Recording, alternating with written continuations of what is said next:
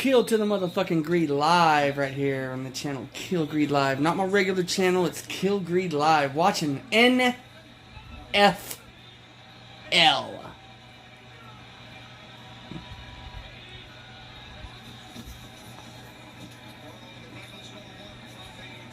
Just chilling. Trying out the new selfie stick. I got a smaller selfie stick specifically for just putting it up on my table. The whole rig is only from the bottom of the legs to the top of the cell phone. Now there's a little light that came with it that goes over it, but I'm not counting that as part of the height. Just from the bottom of the legs to the top of my cell phone, about maybe right at 1 foot or less. So, nice little small rig. Easy for walking around. I can detract the legs back to just a vertical. It comes with 3 little tripod legs, and I can just push them back together for just holding it in my hand, vertical, walking down the road or whatever. So it's just cheap little selfie stick. It came with a microphone, but I have an S21 Ultra, and any Samsung fanboy knows that in the Galaxy S lineup, or S and Note lineup, they took away the headphone jack starting with the Note 20 Ultra.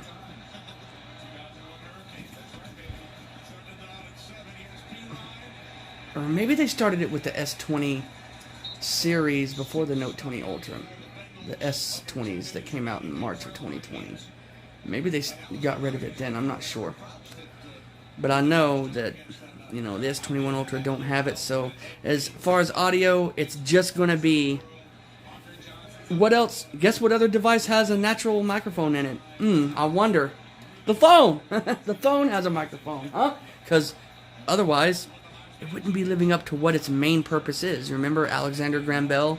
Telephones? Cell phones? What's the main reason you even make them? Well, what they claim, even with all the ubiquitous technology, what is it still for? Communication, right? So, like, yeah, it has a microphone. I'll show you what it came with. I don't know who's viewing me. Are you viewing me, Goku? There is a viewer. I wonder if it's that motherfucker. That I don't know who it is. That I think I found out who it was a long time ago, but I'm not sure. But I wonder if it's that mofo. Make sure that this is the way it's supposed to be. Yeah, right. So you can flip the front camera on Prism Live. It naturally shows up as alternate universe mode, and this would be listed backwards. It would just look all weird. But you can flip it to where it looks normal. And I did that. And you can do it on your S21 Ultra natural camera app too. Not a lot of people know that. It's a for if you want to do the front camera and still have it, you know, regular like this. There's a mode called in the camera settings called save previews. Something about save previews as taken or something like that. And then you turn that setting off. Now, when you take a video on that, when you turn that setting off, while you're taking the video, it'll still look like it's in alternate universe mode. But once you save it and stop it, it saves it as regular, and you watch it back in regular. And when you upload it, it'll be in regular mode. So I do like that. Because I kept complaining about it. I didn't even know about that feature until like a few months ago. Because I was like, man, Prism don't let you stream or record in 4K, but I'd love to have my front camera in regular universe mode, meaning the same as the back cam. Like when you have a Coke can or something, it reads regular. It's not like backwards, you know what I'm saying, or reversed. But I thought you couldn't, you know, previously I thought you cannot do that on the S21 Ultra with the front cam. But it was just that mode. You go into the camera settings, save selfies as previewed or something like that. It's naturally on until you turn it off. And you just turn that setting off and then bang. But what sucks on Prism is that you still can't do 4K though. So yeah.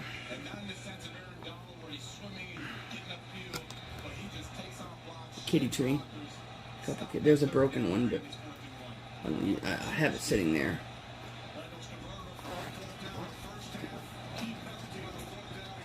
This. And where is the black towel?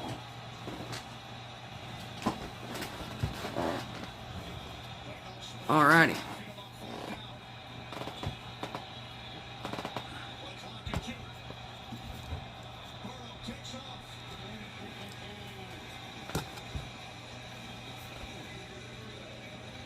And then, that's how you do that. There's a kitty here. Rocco, you want to come up, old dude? He's one of my boss men that owns my soul. And everything I do is prerequisite on their happiness. I care about the cats more than I care about my human family. Because my cats are my family. And if I was in charge and I had it my way and I had a Congress that thought like me, I'd have them send bills to my desk if I were the president that favored cats and cat supremacy in every way you can imagine. Like back in the second and third dynasty of ancient Egypt, I don't think it was Ramses quite yet. It was a pharaoh called Osorkon II. And I think this law might have made its way into the time of Ramses, but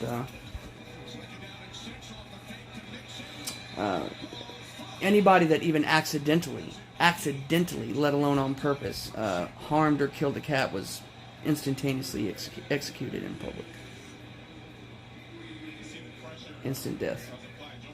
So, I'd be in favor of bringing back a similar kind of mandate. Maybe not the accidental part, because nowadays we have all kinds of technology. We drive on the road, and sometimes you're not paying attention, and things happen. But I'd still put you in prison, even for the accidental part. I just wouldn't kill you. I'd put you in prison for a few years.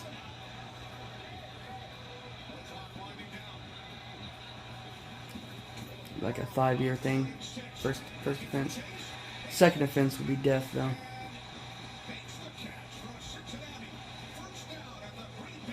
So yeah, that's kill greed. That's the core of my morals right now is just cats.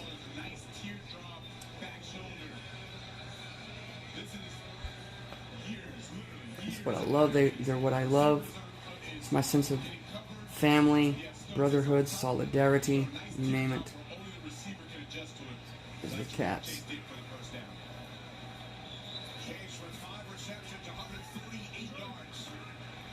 Watching football, man.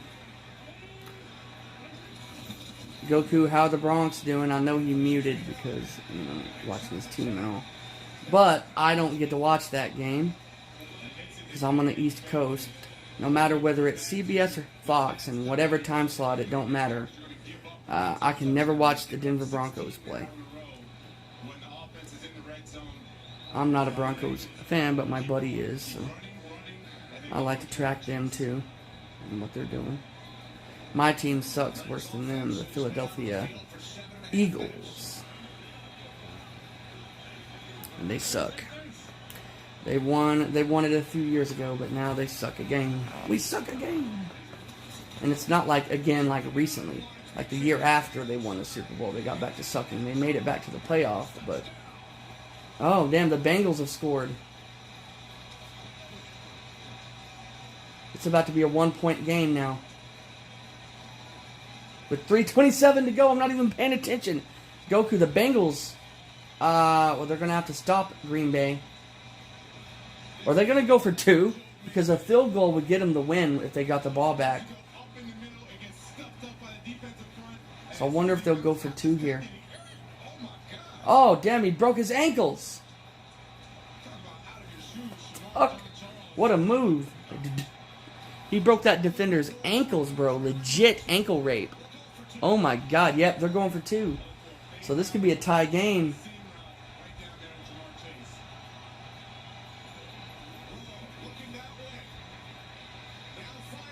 Got it! We're tied at 22 between the Bengals and the Packers.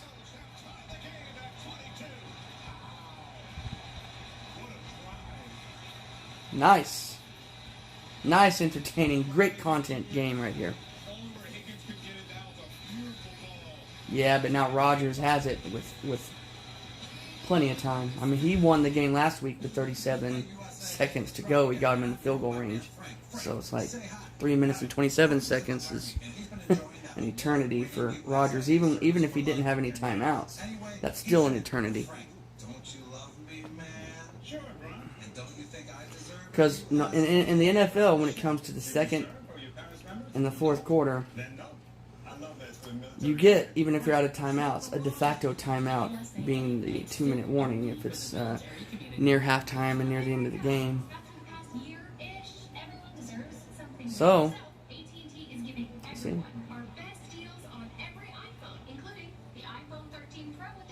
Let me check here. Is that live? It took forever to load that one. Subscribed. I'm gonna turn on notifications for all. Is it the best Coke ever? No. Yes. No. Yes. No. Yes. Try it first. I need to try it first. But I need to turn down my audio. That way I don't hear my own. I'm watching my own stream now, so it's going to show up as a second viewer. Other viewer, who are you? Say something in the chat. Whoever you are. Whoever.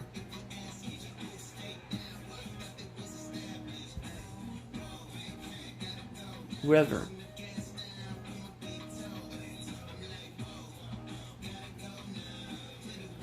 Damn, that's a good hymn.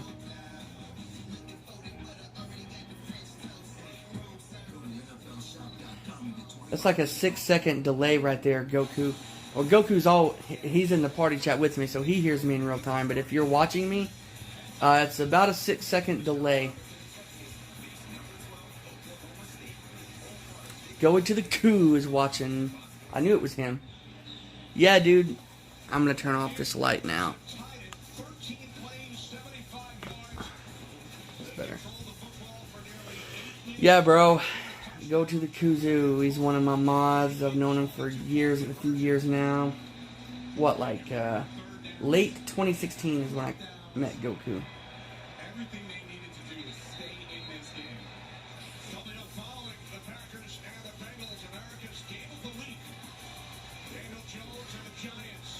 What was that? I want to say it was around August of 2016 or so when I met Goku.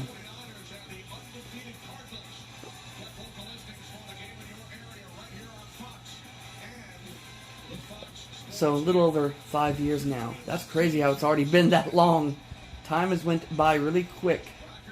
We're 2 presidents into our friendship. Well, 3 really, because it was still Obama when we met.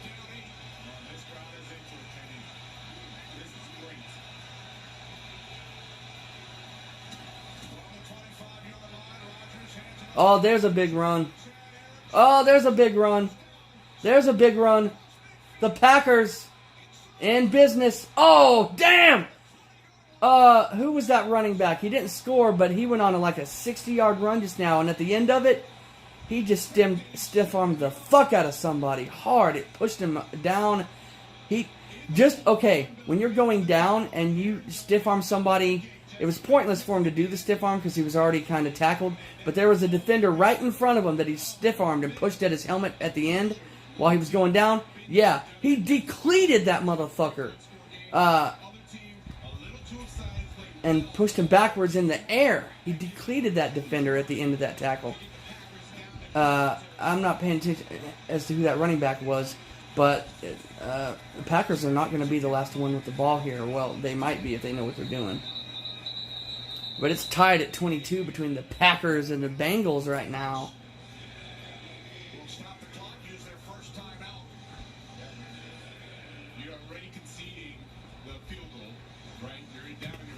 Yeah, the Bengals are already accepting the fact that the Packers are going to score some kind of points here. So the Bengals are the ones burning their timeouts right now in hopes that they can stop them and hold them to a field goal and then have enough time to win the game or tie it again.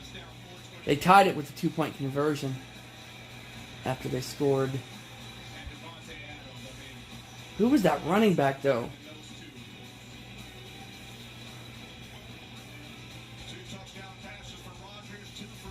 Packers starting running back. Starting running back.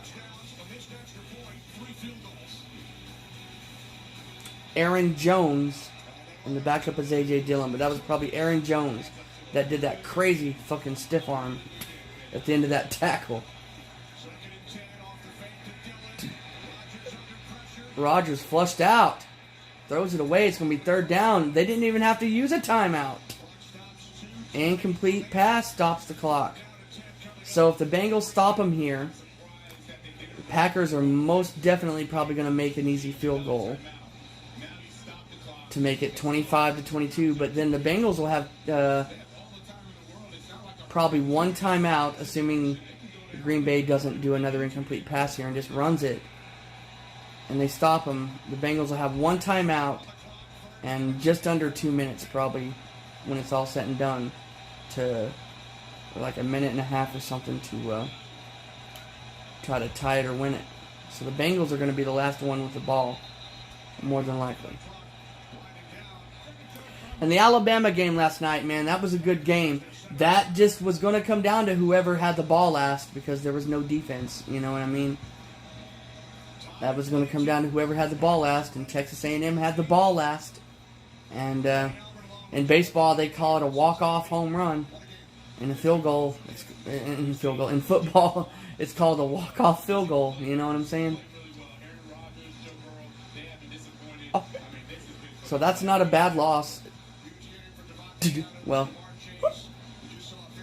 was Texas A&M ranked? That also might have ended another streak that Alabama was on. If A&M was unranked, that means something else. Another Alabama streak was ended yesterday. This dates back to like 2006. Alabama had like a 101 or 102 game winning streak over unranked opponents. That's opponents that are not in the top 25. So that might have ended as well as Saban's undefeated record against his former students, his former assistants.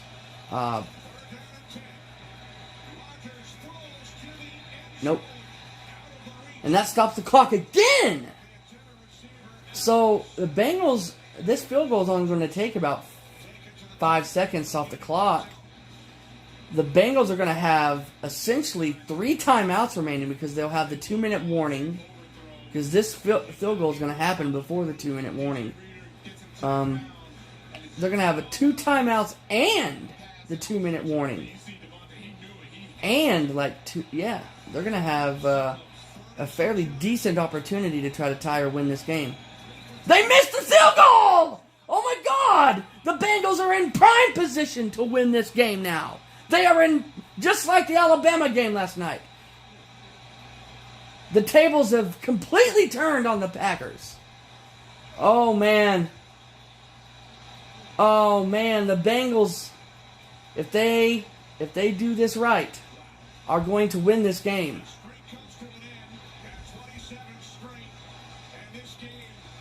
Oh, yep, Urban Meyer. Hey, this could possibly be. Wow, this is the exact same score. Exact same score right now. It's 22-22 Bengals and Packers. It's also 22-22. This is eerie. How there's 2 games with the exact same specific score right now. 22-22 between the Patriots and the Texans right now as well. Under 5 minutes to go. That's probably the CBS game if I turned that one on. And now we're at the 2-minute warning. Oh! Chase right there, that wide receiver, flipped himself up right from his back like Shawn Michaels would do. in the WWE. Yeah, anyway, this is more than likely, yeah, the Panthers. Earlier, I predicted the Eagles would beat the Panthers earlier in the season, but, you know, it's 18-13 Panthers with 7:56 to go. Eagles have the ball. That's the other Fox game that I could be watching right now, but nope, I'm watching this fucking punk-ass game. The Buccaneers, 45-17. Now I'm seeing that your Broncos are coming back a little bit, maybe.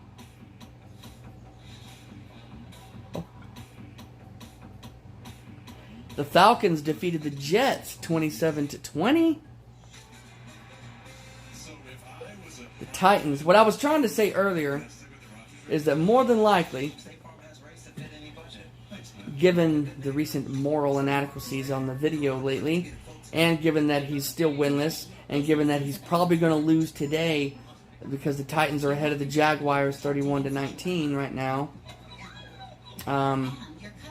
this could be the final game for Urban Meyer as head coach of the Jacksonville Jaguars. Because on top of the video of him cheating on his wife, you could basically say that's cheating. You know what I mean? Getting grinded up on.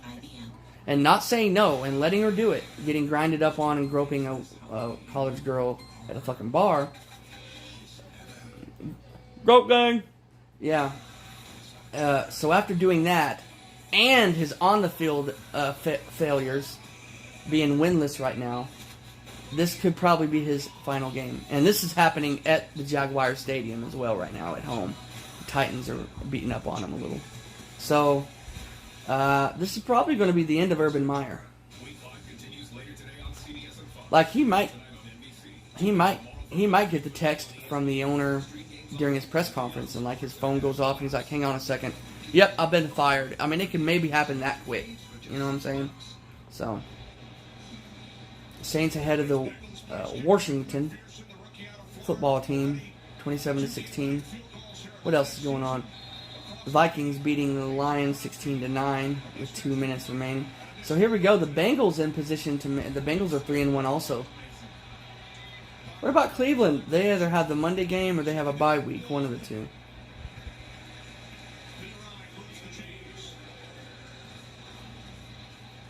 Or it's the night game tonight. That's something. Oh yeah, the Browns play next. I was looking at the current scoreboard of games that are going on right now. It wasn't showing me games that hadn't come on yet. So yeah, the night game is the Chiefs and the Bills. Look at this. They're moving the ball. Joe Burrow's moving the ball. 49ers and Cardinals face each other today. Raiders, Bears. Colts, Ravens is the game tomorrow. Oh, he dropped it. Just dropped it. See, this is a college mistake. Actually, you shouldn't even do it in college, let alone high school. Is when you just assume that you're going to catch the ball, so you go ahead and start looking forward and running. You know what I mean? Before you've actually held on and caught the ball. What a fucking retard. T. Higgins. He went to another local boy for me, just like Randall Cobb. He went to Oak Ridge High School.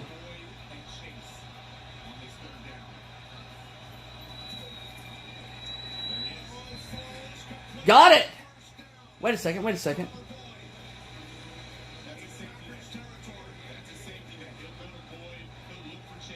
Okay, yeah. Yeah, Browns and Chargers coming up on CBS next. That'll be a nice, entertaining game right there. That'll be an even, pretty game. They're both 3-1. Nope. 37 seconds left now. I've not been paying attention. I've just been rambling about my new selfie stick and fucking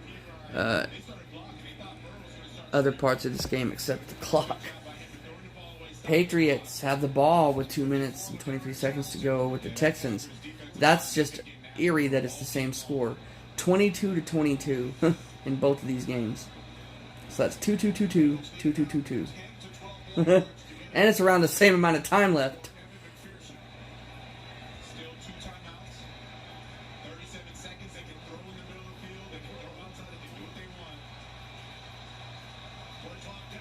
They still got 2 timeouts. They've not used their timeouts yet. P. Ryan stays in. You got to burn that timeout.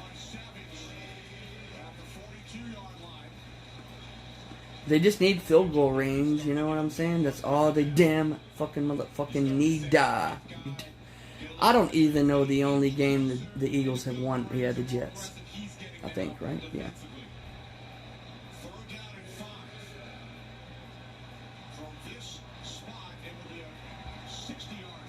It'd be a 60-yarder right now. Well, hey, this season everyone's been making 60-plus yarders already this season, so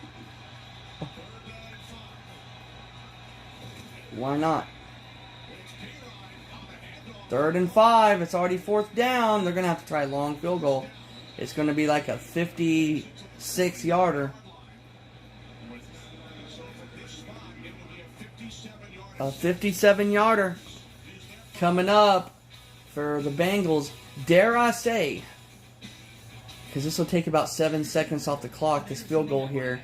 If they make it, because last week, remember, 37 seconds was enough time for Rodgers to get into field goal range and win the game.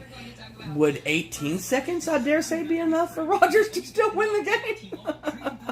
Holy shit, you never know, right? It could be. So, what do you say? Switch the team over with me?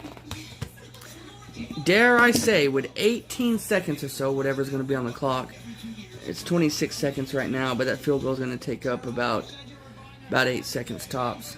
So would 18 seconds? I don't know. Would that be enough? Shit, you never know. Don't count Rodgers out at 18 seconds to go or whatever.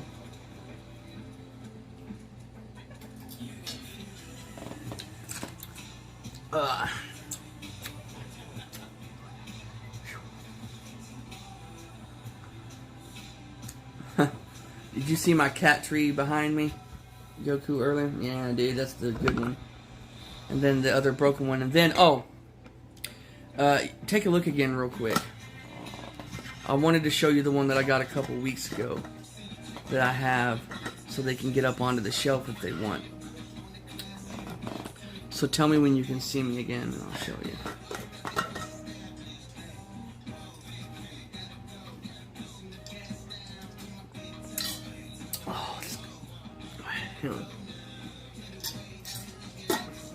Every time I get a sip of Wawa, this is what you see, Goku. This is right here. This thermos. Alright, anyway. This other cat tree is what I got. I got a...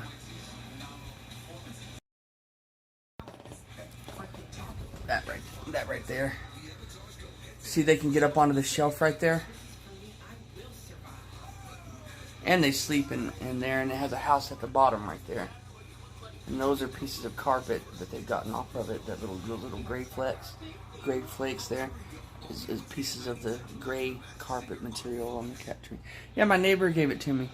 The one that drove me yesterday to Best Buy in my car. And that's I need to get rid of that broken one. And then, of course, the awesome one there with all those extra little parts. 57-yarder, anyway. Yeah, dude. There's the bathroom. There's what I'm watching, Goku. There's the game I'm watching. Which that might get this stream. Maybe not me banned, but it might get my stream shut off. Current stream. So I literally just shit. 57-yarder. Oh, it doinked off! No good. Doink. No good. Doinked off. We got 21 seconds. Rodgers has 21 seconds. And he only needs to get in field goal range, but he has no timeouts. He got in field goal range in 37 seconds last week. So, Rodgers might do it again. Or we're going to overtime.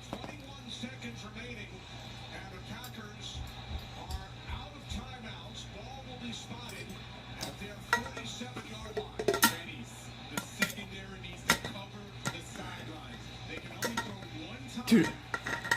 Hey, I agree with the call. You know, it was 4th down. You don't want to risk going for it. He had an opportunity. It's the NFL because you can make longer field goals in the NFL. So I would agree with the call. He just didn't make it. All right, now Rodgers has a chance to get in field goal range. Look! Oh my God, they are! They gotta hurry. They are in field goal range. See, I knew it. I knew 20 seconds, even 20 seconds would be too much time.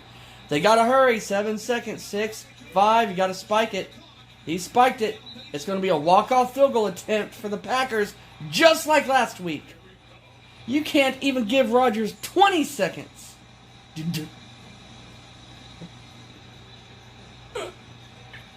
Mason Crosby. This will be closer than the Bengals attempt. 20-yard pass play from Rodgers to Adams. Oh. A 51-yard. A 51-yarder. This is for the win right here. No good! We're going to overtime! Oh my God! Goku, this game is crazy. We're going to overtime in Cincinnati! Oh my goodness! The cheeseheads! Those fans it's at Cincinnati's stadium, which is basically barely. I mean, if it was even a half mile to the south beyond that bridge, it would be Covington, Kentucky, bro. We're going to overtime in Cincinnati / Covington.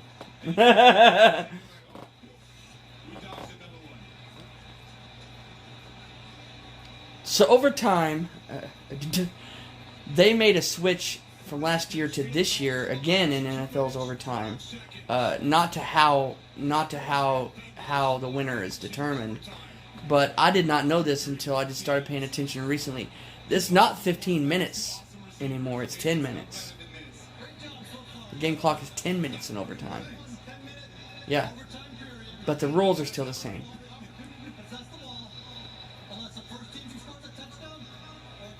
Yeah, if the first possession is a touchdown, it's over. But if the first team that has it kicks a field goal, then it can still go forward.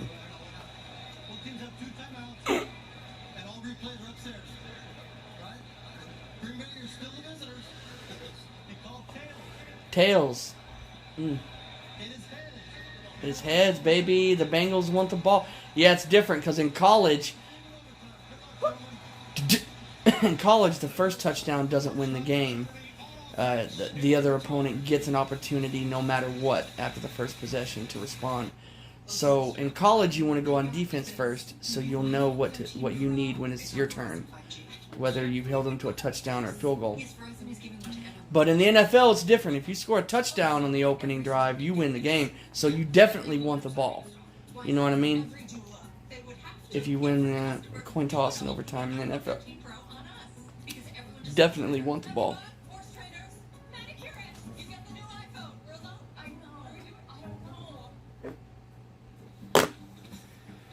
Let's check the oxygen, shall we? Goku, I'm checking my oxygen, bro. Let's see how healthy Kilgree's blood is right now. How much oxygen I got in that bitch. 95 right out of the gate. 96. Let's see. Get that on camera. Yeah, 96. Heart rate's kind of up. You know, I'm, broadcasting a game here basically with my own voice. And 96. Heart rate 113, 111. Yeah, that's good oxygen. My watch does the same thing though. But it doesn't stay reading it all the time like this thing. You have to measure it manually whenever you want to read it on the watch. It's a setting I wish that they would change on the watch, on the smartwatch, is they should change it to continuous reading at all times if you want. Oh, went to 97 there. I'm at 97% on my oxygen, between 95 to 97 right now. Which is good. Good deal, good shit. Just gave it away. Aaron Rodgers plays guitar now on the camera on the state. He don't play it. He just sits there with it in his hand, and then like you hear somebody play a guitar, and it's weird.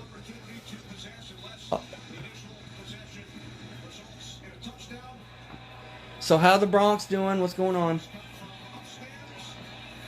Yeah, still 24-19.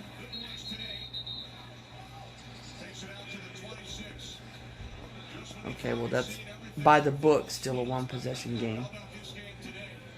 But you know what I mean. I've already seen one successful 2-point conversion today by the Bengals.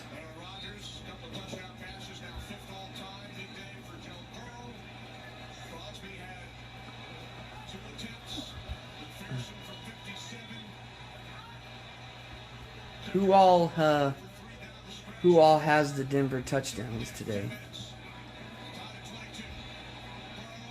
Oh, intercepted by the Bengals. Now for sure a field goal would win the game, because that represents the Bengals' first possession, and they came away with nothing. Now a field goal for sure wins the game.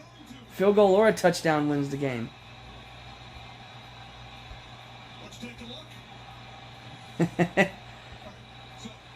here's a signal call. A 3-down backer. Joe Barry raves about him.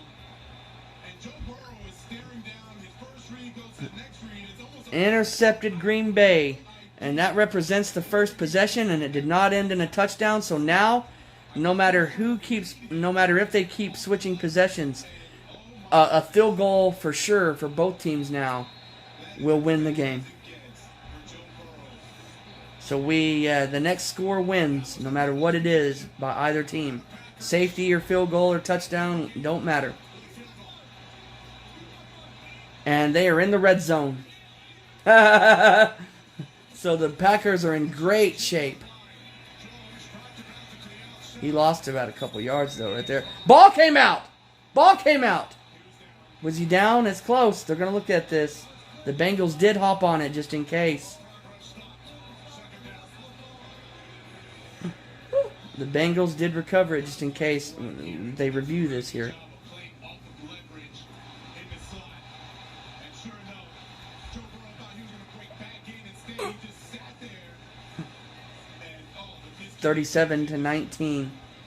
Titans are going to defeat the Jacksonville Jaguars in more than likely what's going to be Urban Meyer's final game.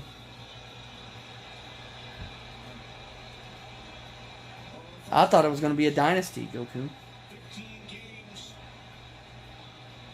But I guess nature and the laws of fate had other plans for Mr. Meyer and Mr. Lawrence. I mean, Tebow's career on the Jaguars lasted one preseason play.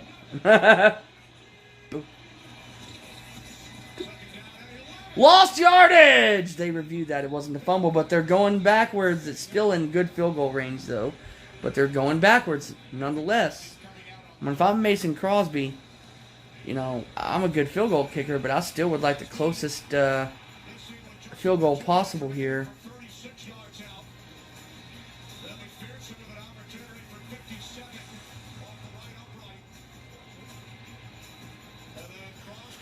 Oh, earlier Mason Crosby has missed a 36-yarder too already.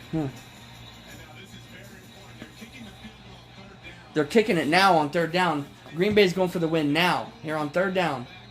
They used a timeout. Somebody did. It's a 40-yard attempt. Timeout Bengals.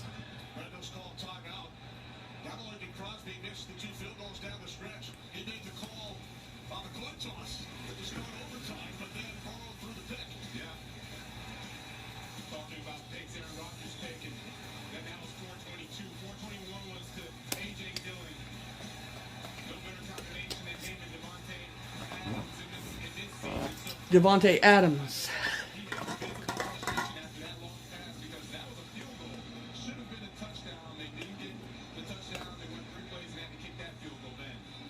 This is Crosby's 5th attempt since halftime. He had a couple, and then he missed 2.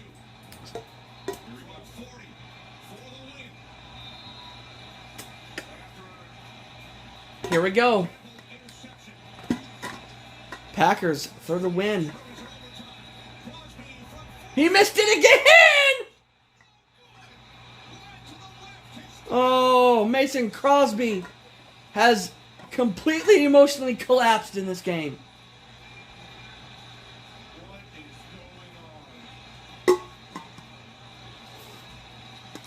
What has happened to Mason Crosby? Oh, man. Now the Bengals have the ball and an opportunity to win. They just need a field goal now, too.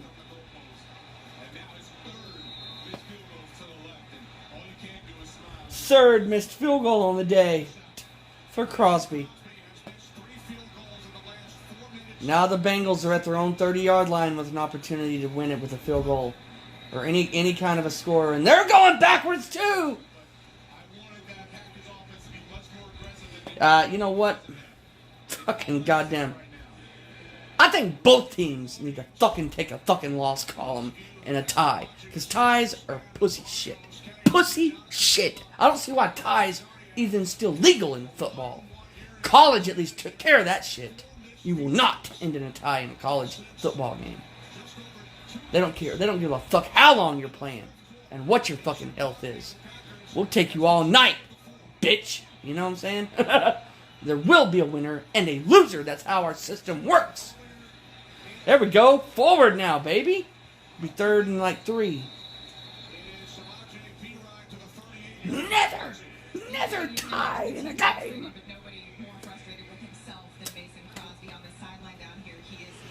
Yeah, Mason Crosby, dude. 90% of your hair is gray now, bro. So, you're gonna have to do something about that, brother. You go to Walmart and you get you some black or dark blonde hair dye.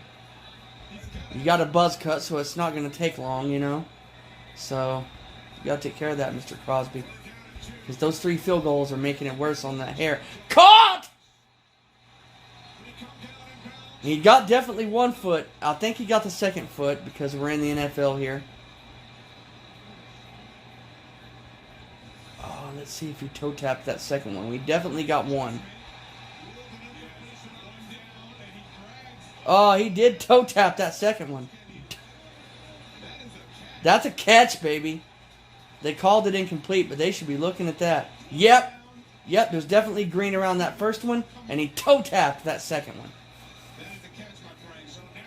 That's a catch, baby. They're going to review this, and it's going to be overturned, and this is going to be a catch. And that's going to be a first down. It's like a 20...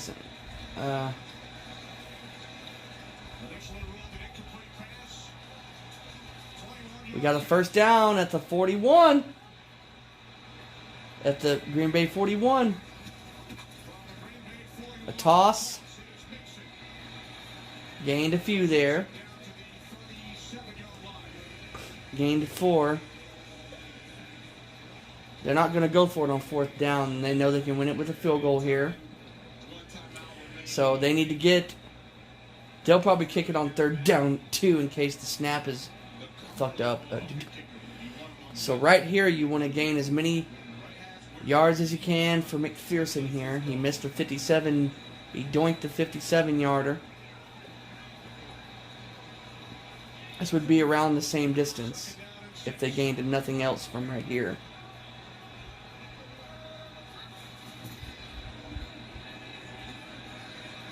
So it'll be 3rd down and 1.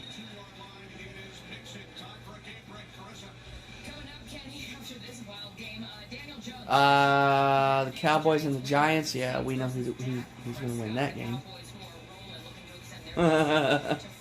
Dak!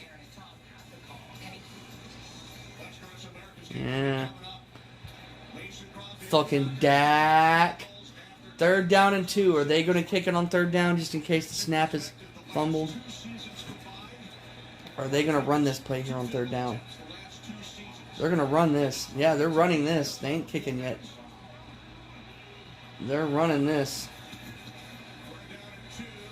Got it. It'll be close though. Actually, I think he got it. Came up to make the tackle. It's close. The officials haven't signaled yet. Oh, one official is signaling fourth down. Fourth down in what, inches? Literally has to be like not even a full length of the football. It'd be a 49-yarder right now, and they're doing it. Got an opportunity to win it from 57 yards out. McPherson, second chance. Going to try to win it for the Bengals. The Bingos, Evan McPherson from 49 to win the game. 49-yard attempt for the win. McPherson's kick. No good! Wow! What is happening in this stadium? The field goal, this the Alabama syndrome, has cursed both teams in the stadium today. Now let's take a look. Keep an eye on the flag up top, Jonathan. It hit the actual flag at the top of the post and barely went out. He started to celebrate. He was jumping up into his teammates' arms. Oh, poor McPherson. He jumped up into his teammates' arms like he had done it. They're going to need him, and sure enough. This is midfield goal number what? Oh, man. Feels like it, right? 22. So now Aaron Rodgers and Mason Crosby marching back out there again. Jeez Christ. Is there going to be a winner in this game? Or is it going to be that pussy shit again? That tie pussy shit. Is that what we're getting here? That's stupid. Like, nobody can just score 3 fucking points right now.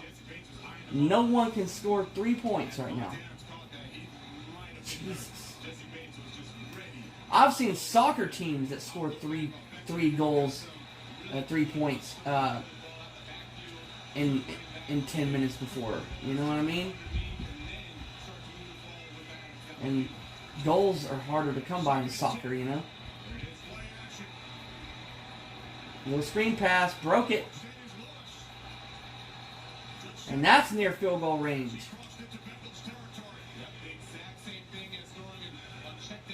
I need to figure out how to get this hand crank out of here so I can hand crank this battery. I don't know how. There it goes.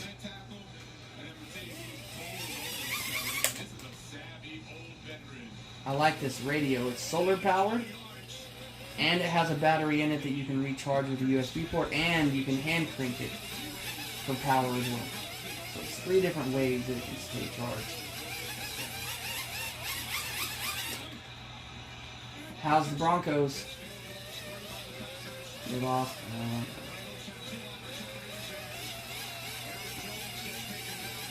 Second down. Now the Packers are the team that's been kicking the field goal on 3rd down just in case they fumble the snap. But 2nd down right now. So you're thinking, are they going to try to get it closer for Crosby and still run regular 3rd down plays? Or are they going to start kicking on 3rd down again? The Bengals, they took it all the way to 4th down. Like normal.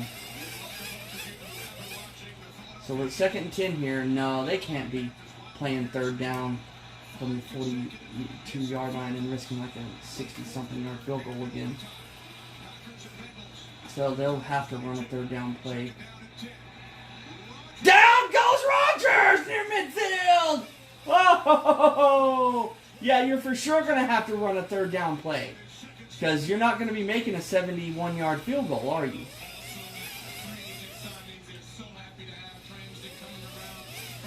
And we are in major development, Goku. Major danger of a pussy-ass tie game.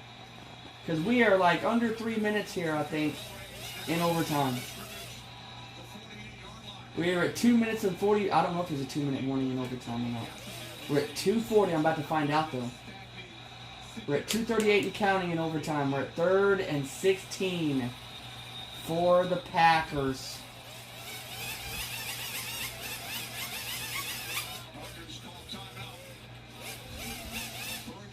And we have a timeout by the Bengals. Aaron Rodgers. Oh, a touchdown pass in the first half now. 4:22 in his career fifth on the all-time list. Joe Burrow, 2 TD throws, 2 interceptions, 1 here in overtime. And there have been 5 missed field goals since just prior to the 2-minute warning in the fourth quarter. This is one of the only times I can ever think of saying both quarterbacks played well enough to win. This game has nothing to do with either one's performance. Third down and 16. More than likely, they're going to have to try a ridiculously long field goal again. 2:33 to go. Packers once again into field goal range. Third down and 16. Third and 16. Rodgers looking. Now he throws. Caught it! And that's a first down. At the Cincinnati 41-yard line. We have Trey Waynes limping off. We have a man down. That's a first down for the Packers. Randall Cobb so smooth in his routes. Yeah, on a 3rd and 16. Right at the first down marker. His hamstring. Just enough. That was a tremendous throw. So the Packers once again in prime position to win the game. Cobb looked to be just shy of the first down marker. It was Just shy. 16. Would they dare go for it with the length of the football for the first down, or are they going to send Crosby out? And at this point, I honestly don't know if that's a good thing or a bad thing. That's who caught it. I was wondering what's happened with Randall Cobb.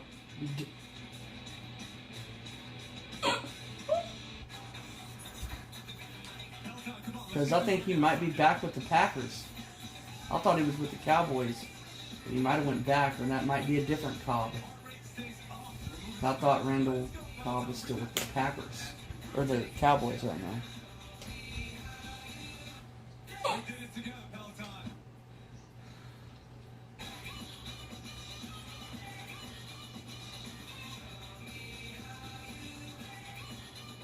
The airport can be a real challenge for new homeowners who have become their parents.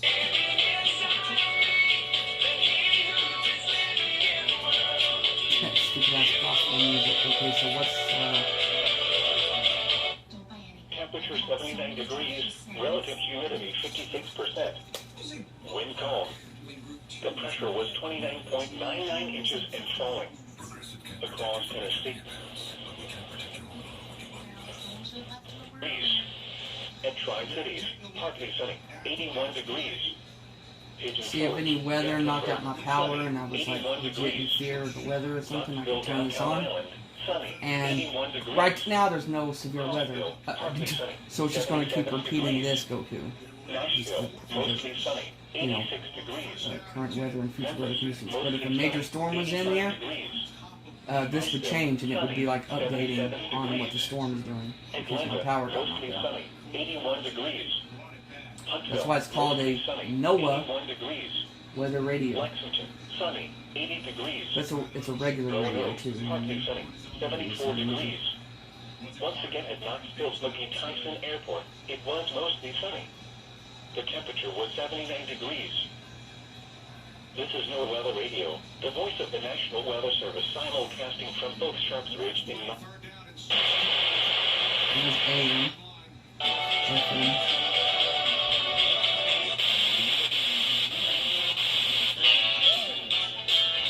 Punter. This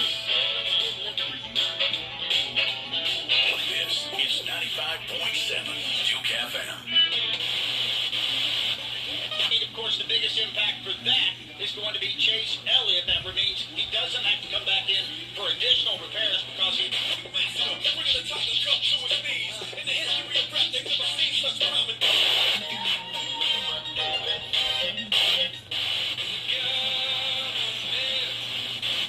One brand of premium meats, hand-selected and double-smoked to Southern slow perfection for a flavor and juicy tenderness. Pneumonia. Prevnar 13 does not protect against all strains of the disease. Ask your doctor or pharmacist today about Prevnar 13. Learn more at Prevnar13.com. Don't get Prevnar 13 if you have had a severe allergic reaction to the vaccine or its ingredients. Adults with a weakened immune system may have a lower response to the vaccine. The most...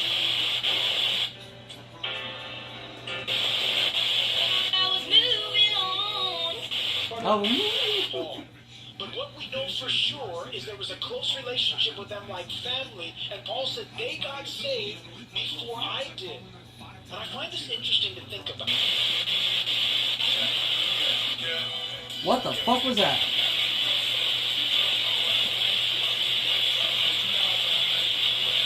This is like extraterrestrial signal right here.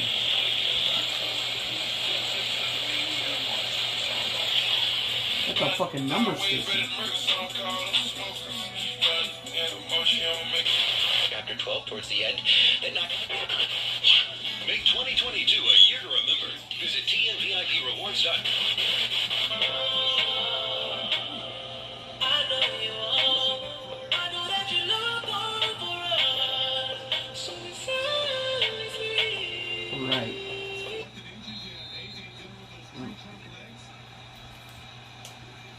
I like it though. It's got a flashlight on it too, really bright. I don't know if the hand crank is for the regular battery or just for the flashlight. I don't know. But it's got at least 2 ways to charge it. It's solar, and it comes with a removable battery, but the battery itself can be charged with a USB. 4th and inches. There is a 2-minute warning over time. Okay, so we're at the 2-minute warning.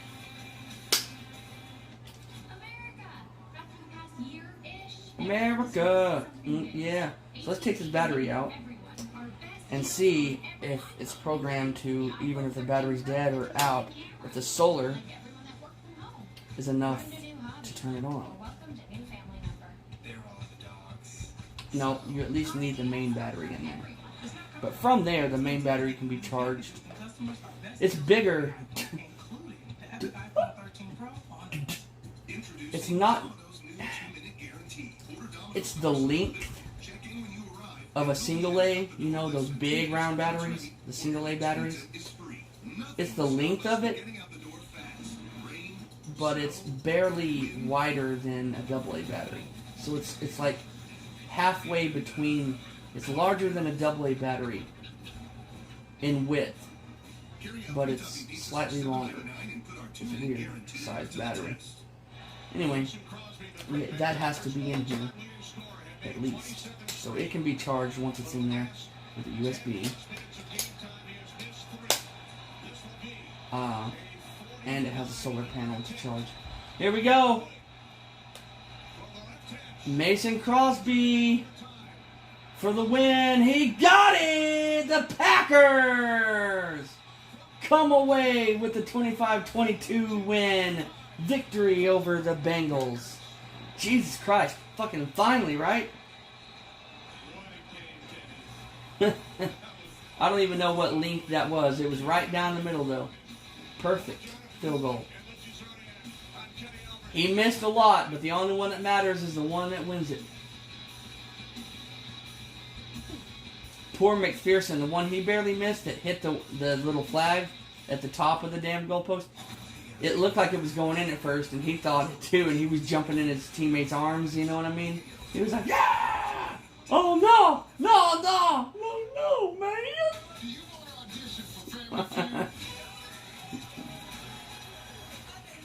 He literally did like a fight level fucking pre-celebration. He was like, Calvin! Oh.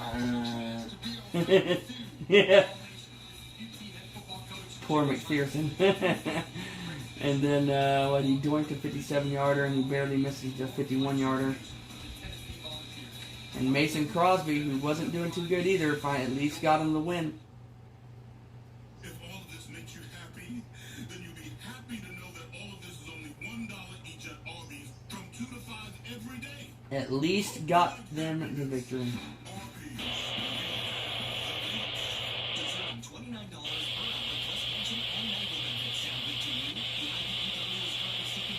What AM? Let me check AM.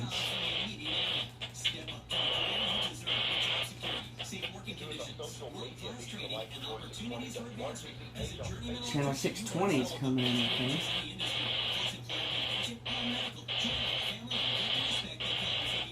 I need to get the list of the Knoxville area AM FM stations and what they are. So here we are on September 11th. Today is the 20th anniversary of 9/11. Our next segment, we're actually going to be taking folks to the Pentagon. We're going to Why are they talking about the 20th anniversary of 9/11? I mean, the guy literally said today is the 20th anniversary of 9/11. It's clearly, Washington, D.C. is a resilient city. So you spent a lot of time here, as you just explained. Are you optimistic like we are that, we're going to get past the pandemic period and, perhaps be stronger, more adaptable, be it here before clearly like in the middle of other sectors of October. travel? Yeah, I really do believe so. I think that this market has rebounded quicker than other city centers, and we're still missing a couple key components, whether it's the business travel, international It's a travel. little red radio Street thing, corridor, handheld, and it's Congress nice. meeting in session. And so, Small little hopefully President Biden a few days ago announced that all government I stole employees it. Yep, I vaccinated. said that on stream. Maybe I that will stole it help from give Walmart. People confidence coming to meet with the government. But I bought have the selfie stick that I'm about this using. city. That's a huge piece of our business. We were proven to be almost So either it's clearly a rerun, or it could be that other thing. I mean, oftentimes radios, crossing the space, break the fabric of space-time. Sometimes I could just be listening to an actual broadcast. I could be time traveling there with this radio. 9/11 anniversary. Da, da, da, da, da, da, da. Yeah, right. I could just. Oh, it's 3-0 Browns over the Chargers right now. What about the Eagles? The El Eagles. They probably lost to the Panthers.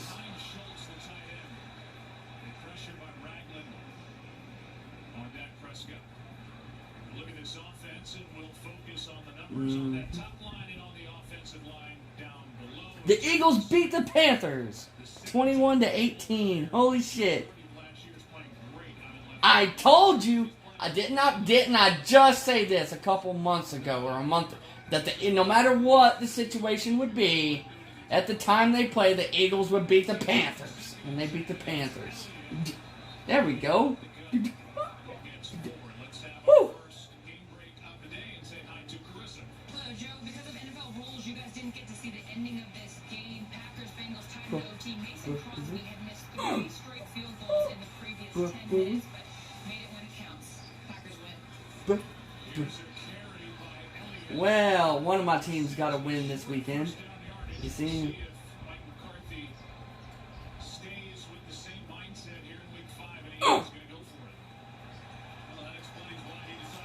Very rare is it that my college team loses and then I got my NFL team to back me up and bail me out, Oh, it's intercepted by the Giants! It was tipped by the lineman, and that same lineman intercepted it. Dak! Dak! Just threw an interception. It was tipped and caught by the same lineman that tipped it. Yeah. I'm tired of Fox right now, though. Definitely going to the CBS right now.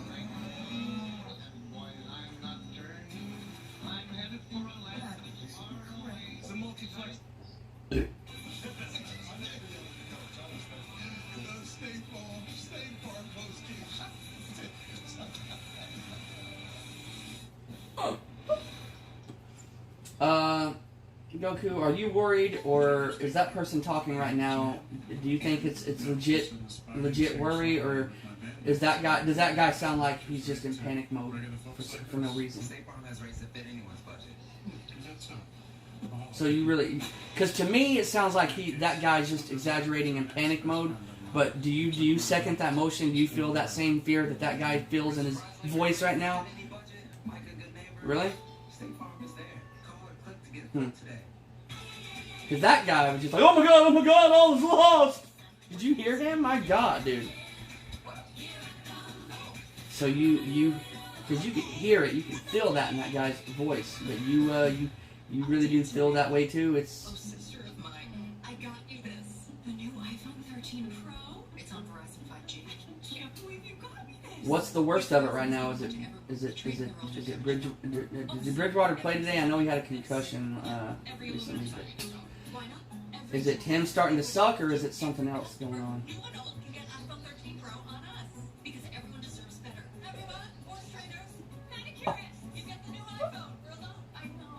Yeah. I've always had to ask you because you tell me and I always forget who the Broncos head coach was. Or is. Yeah. I never knew who it was when Peyton was there either because it didn't matter. That was Gary Kubiak? Yeah, I knew it was somebody else. But I didn't know who it was, whether he was there or anyone else was there. Because it really didn't matter who the head coach was if Peyton Manning was there. Angie's List is now Angie, and it's easier than ever to get your project. That's why. I mean, it just didn't matter. To me, I don't know who it is either way. You're covered by our happiness guarantee. Check out Angie.com today. Angie. I don't even know who the head coach of my Eagles are right now. Because it's not Peterson anymore, I know that one. Nick Sirianni. Yeah, whoever that is. He won today, but you know.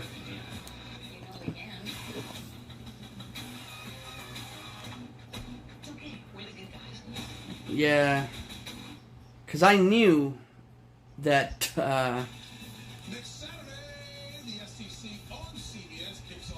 I knew the current Broncos coach wasn't the coach at the time of Peyton. I knew that he literally just got hired, like, recently.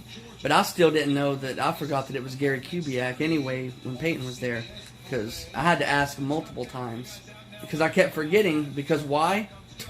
Nobody gives a literal fuck because of fucking Peyton Manning was there. Fucking, he's the coach. You know what I'm saying? If he's on the team, he's the coach. You know what I'm saying? And that's the same thing with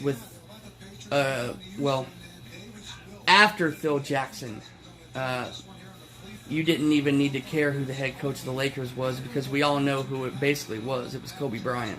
You know what I'm saying?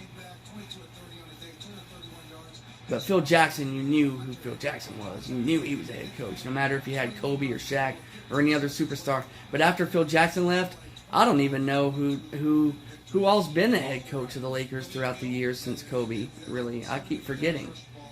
I just know that Kobe was basically until he retired in like 2017 or whatever.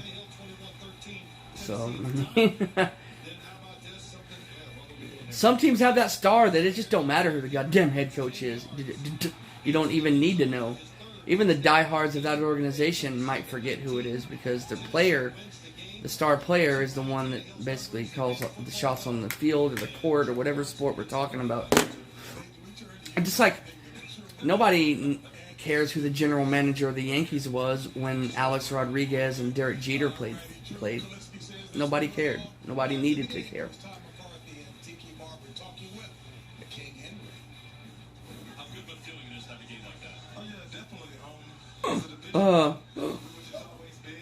Derrick Henry. They're still interviewing the Titans after their victory on the CBS. It's like a post-game shit. They're talking to Derrick Henry right now. So, Urban Meyer. There are plenty of colleges that will gladly overlook his failure in the NFL as far as record, and they'll overlook him cheating on his wife on video.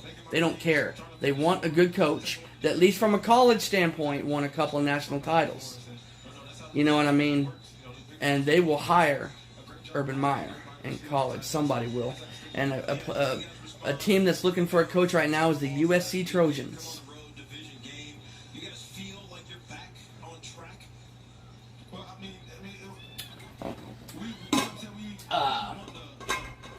On the radio this morning, I know they've won 2 straight, but on the radio this morning on Vol Talk, there's a certain SEC East team that is gladly talking as if they have interest in Urban Meyer, despite what's going on with them in the Jaguars. And they wear orange. You see? Because I don't care about his NFL failures, right? I care about his moral failures. He could go back to college and he wouldn't suck it up like that. He would win another national title really quick in college.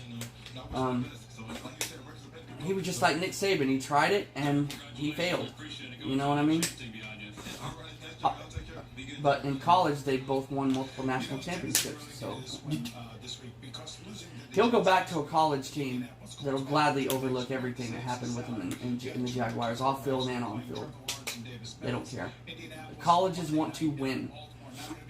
Before Butch Jones was hired a few years back, and then they ended up firing him too, but before they got Butch Jones, Tennessee was about to hire a man. I mean, they were like in the final talks of hiring a man named Greg Schiano. This guy was at Penn State during the Sandusky pedophile scandal. And he was part of the coaching staff that did nothing about it. And let it happen. So he is a pedophile enabler, is what we call it. And when Tennessee fans found out that this guy was literally like in the process of getting hired, they went to what's called The Rock in Knoxville. It's a big rock that everybody paints and, you know, has festivals around. They went to The Rock in Knoxville and protested en masse. Like, there were people that were season ticket holders talking about, we are not coming to the game and you will lose revenue if you hire this man. So they backed out and they hired Butch Jones instead. Greg Schiano now is the current head coach of the Rutgers, and they're not doing well either. So it probably wouldn't have even been smart anyway. You know what I mean? From a on the field standpoint. But it's not pedophilia that Urban Meyer committed. It was just it was cheating on his wife, grinding up and groping a college girl, and it's legal. It's legal, but it's still weird because he's considerably older, right? But it wasn't pedophilia. And Tennessee don't care about that Jerry Springer shit. There are teams that in college that don't care about your off-field shit, other than something like pedo shit. That'd be the only thing. But other than that, there's nothing else you can do short of being a pedo. You could murder somebody. You could be a murderer. But if it's if it's at least not a child murder or anything involving harming children in any way, then you'll get hired in college. They overlook everything else, but things involving kids. They'll hire somebody. Will hire Urban Meyer. Tennessee would gladly hire Urban Meyer right now, even though they're on a 2-game winning streak. They would shit can if Urban Meyer called Knoxville right now and said, "I want to be your coach today." They will gladly fire Hoppel, or whatever his goddamn name is, even on a 2-game winning streak. And not close wins either. Even on a impressive 2-game winning streak. They'll still hire Urban Meyer. This guy's beaten Nick Saban twice.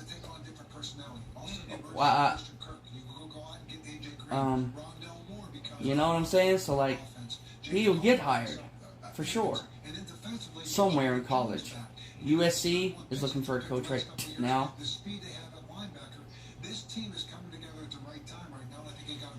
So Urban Meyer, man, if he goes back to college, he has nothing to worry about, man. He'll pick up right where he left off at Ohio State.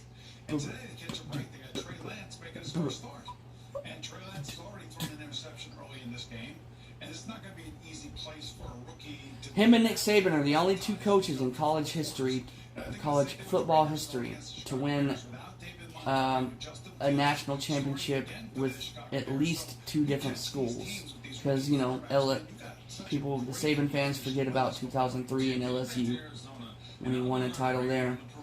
And then Bama. And then Urban Meyer won one with Tebow in Florida. And then at Ohio State in 2014. So, like, Urban Meyer's proven. He's proven legend in college. So, But Saban and Meyer both proved that really quickly their shit can be successful in college. Their shit don't fly in the NFL. It don't work in the NFL. And Urban Meyer is finding that out. Like 15 years after Saban had to find it out, Urban had to find out the hard way too.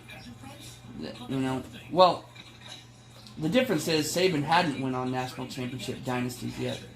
Urban Meyer has already won 2 national titles, and he went to the NFL, and that shit don't work. Whatever his coaching tactics are, off field, on field, it don't work in the NFL like it does in college. So, more than likely, he's coached his final game in the NFL. And I don't think he'll ever go back. He'll either just stay on the desk to be an analyst. I don't know. I don't know if any analyst, I don't know if ESPN would hire him because he used to be an analyst before he went back into coaching. I'm not so sure he'd get hired at the SEC Network or ESPN, and that's because they do put that, they do let that moral Jerry Springer shit affect whether they hire you, because they don't want somebody commentating with them and being up there with them on the desk that's done what Urban Meyer has done. You know what I'm saying? So that will keep him from a broadcasting or an analyst job for sure. So I don't know. He's either just going to ride off into the sunset now and just retire from everything, or he'll go back and be a college head coach. I don't think, knowing what he did on camera, I don't think ESPN or SEC Network would hire him back as an analyst. So he ain't gonna go back. I don't think he'll go back to the desk. He'll either go to a college head coaching position again, or he'll just get out of the game and just live the last 20 or 15 years of his life in his house somewhere. You know, it's called retirement.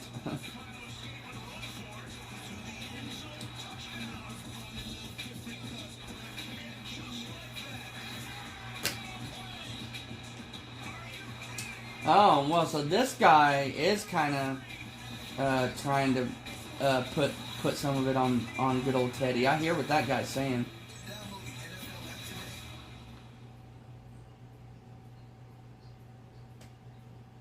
Want to stay up to date? Just tell Siri, show me football scores.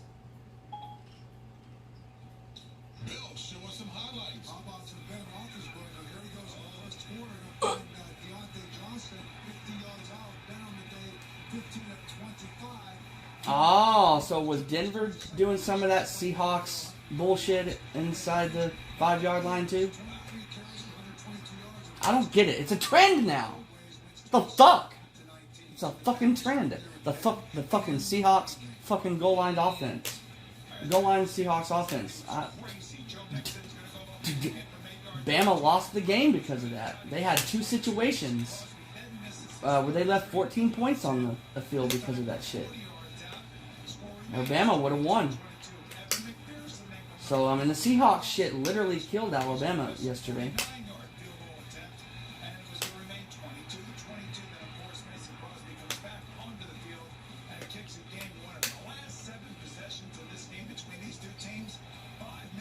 Oh. I mean, they were in position to go up 14-3 early yesterday in the game, and then had a turnover at the 1-yard line because they decided to throw it. Just relax, is what Aaron Rodgers was thinking. All right, Lions, Vikings, NFC North matchup. We have, after Alexander Madison fumbled, DeAndre Swift gets in. So the Lions go for 2. Jared Goff dropping back against them. They're hot. So how did this game end? The Lions. Hang on. The Lions and the Bengals got a walk-off field goal to beat the Lions 19-17. The Vikings. That's how that game ended. That's what I was talking about when I said how did this game end? Because they were in the process of watching the Chargers and the The Browns right now are up 10-7. Rashard Higgins. Phil, did you ever have a guy that wide open? No. It's a 10-7 the Browns retake the lead over the Chargers. Those quarterbacks, by the way, are playing exceptionally well. Yeah. By the way, I feel bad for the Chargers. I thought maybe I'd be watching this game. Right now I'm watching like this post-game fucking bullshit analyst show. What is this supposed to be? Is this the schedule right now? Is that what it's supposed to be? Info. Guide. Yeah, until 5 o'clock and then PBR bull riding.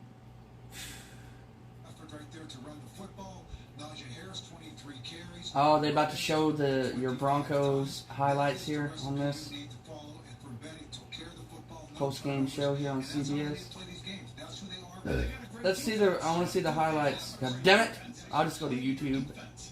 There's this one channel that uploads highlights really quickly. You know what I'm saying? Of like all these games.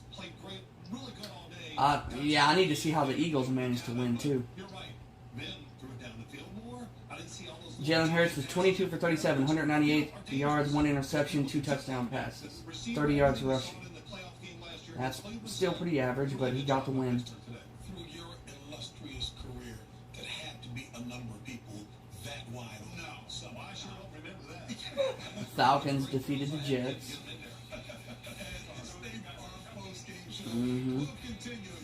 Okay, they're not going to do the goddamn fucking highlights. I'm going to fuck them on fucking YouTube.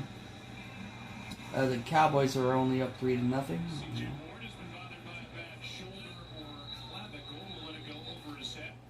Alright, let's go to YouTube. Look at the highlights of all these games I need to see. Still streaming, by the way. I'm still streaming. Haha, forgot. Alright, so...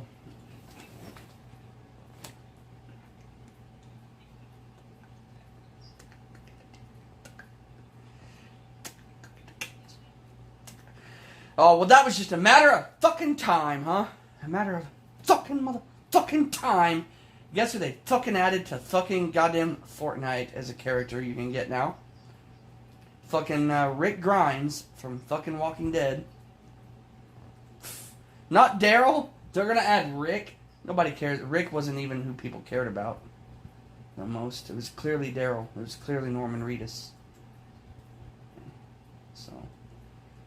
Although, I mean, Norman Reedus has his own video game himself, you know. And it's really boring, and you don't do much except walk around with shit on your back. So that's it, man. That's all you do. Eagles versus Panthers. See, 23 minutes ago, highlights. 15 minutes long. I'm not going to watch all that. I just want to see how... I don't know. I want to watch the touchdowns that the Eagles... So it was 3-0, so I'm going to skim through here. 3-3. Then it was 10-3, Panthers. Then it was... oh, shit! 18-3, Panthers. Or no. It was 15-6. I thought I saw. So it was 15-6 at halftime. The Panthers are ahead.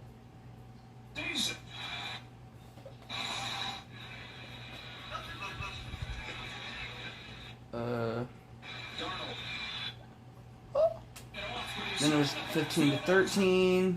Oh yeah, I need to watch that. How did the Eagles score there? Here's Smith. First down, Devontae Smith, reigning Heisman winner. 15-6. Hurts, lofting downfield, crosswalk, Nice. Oh, long throw there. searching for. So that was a 1-yard quarterback score Jalen Hurts. for Jalen Hurts. That made it 15-13, and then a field goal made it 18-13. And the Eagles must have scored and got a 2-point conversion Pressure coming. to win. Hurts delivers. He's got it inside the 10. Dallas Goedert sets up first and goal. Yeah, with 2:45 left, they scored. Or not 2:45. Goddard dropped a touchdown pass. a couple plays before they actually scored. Goddard dropped an easy touchdown pass, and then Jalen Hurts ran it in. Oh, so his 2 touchdowns weren't passing touchdowns; they were rushing touchdowns. And Jalen Hurts ran it in to make it 19-18 before they went for the 2-point conversion. They got the 2-point conversion. Jalen Hurts. Devontae Smith on that 2-point conversion. I love it. And that's how that game worked. Okay. Broncos versus Steelers. Yep, that's already uploaded.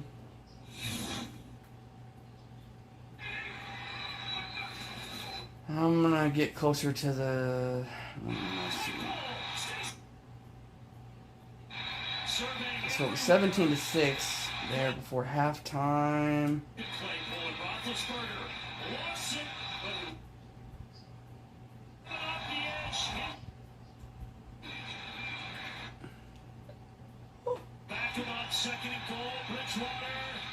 Ooh, Bridgewater.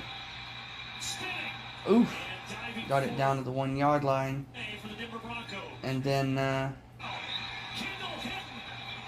who?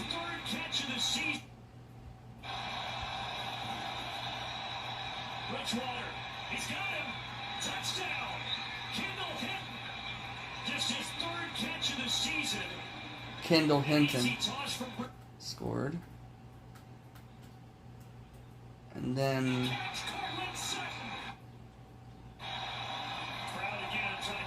threw a touchdown pass to somebody. I just got to figure out who it was. That was a good play. Number 14, Sutton. And that was the end of their scoring. So it was Sutton and Kendall Hinton.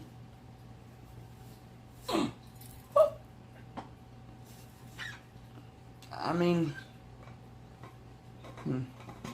Bridgewater didn't play the worst. I mean, he got that long run that got him in position to get that first touchdown. I hope that they realize that it's the coaching. I don't like the, I don't want to start hearing anybody try to put it on Bridgewater, because from what I saw, it wasn't Bridgewater is the problem. Because he got them in position to even do any scoring.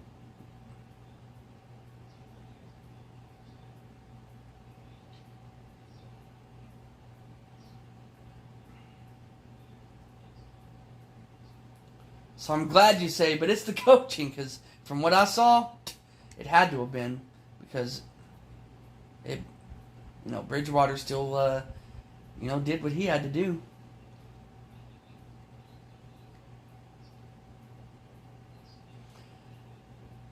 Apparently, it's not just a head coaching problem, because I heard what that guy just said. He wants the whole staff gone. The whole sideline staff gone.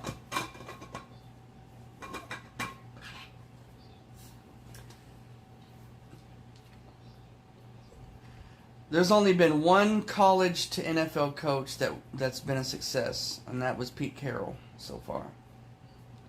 Steve Spurrier failed too, with Washington back in the day. Remember that? He's a national championship head coach as well with the Gators. Went to the NFL. Nope.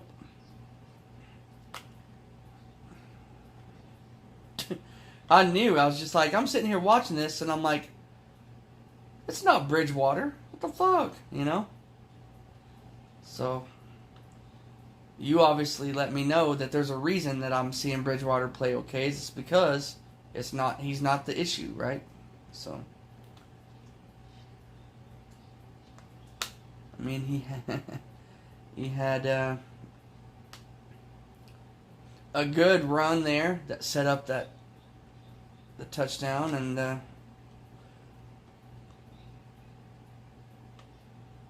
Hinton, and then the pass to Sutton. That's good stuff.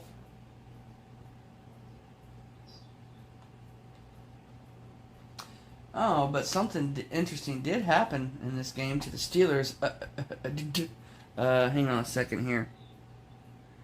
How do I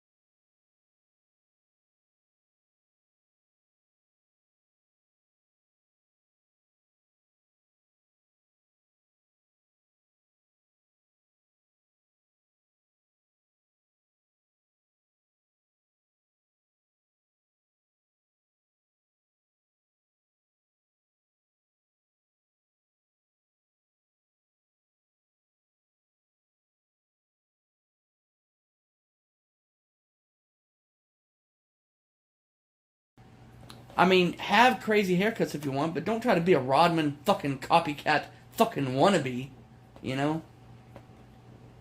I don't like Cam Newton that much, and he's had many different hairstyles and dressed in many different stupid ways, but he's never tried to be Rodman, you know? He reminds me more of the way he's dressed a few times, a rapper that got Tupac going back during the beginning of his career. He joined a band called Digital Underground, and the leader of that band was a man named Shock G. And that's who Cam Newton kind of reminds me of, with the way he dresses and his hairstyles sometimes. He reminds me of Shock G, the guy that got Tupac in the rap game, basically.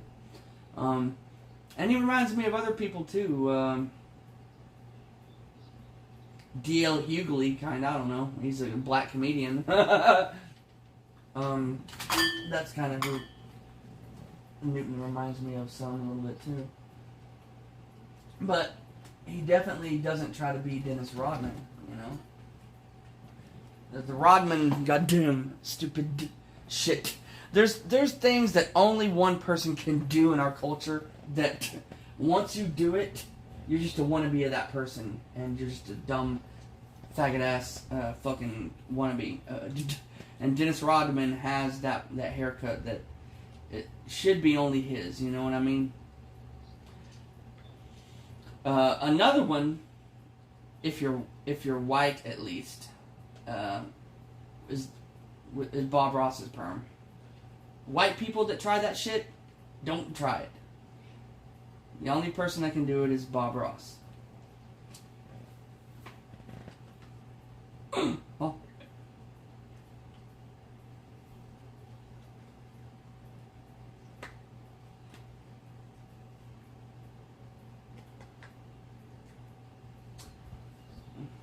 Ow.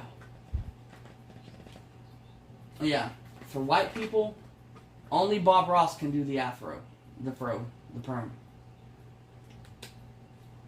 So, many have tried and many have failed.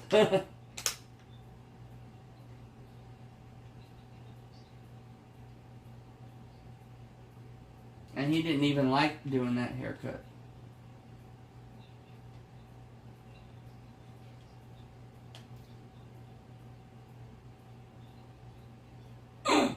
Oh.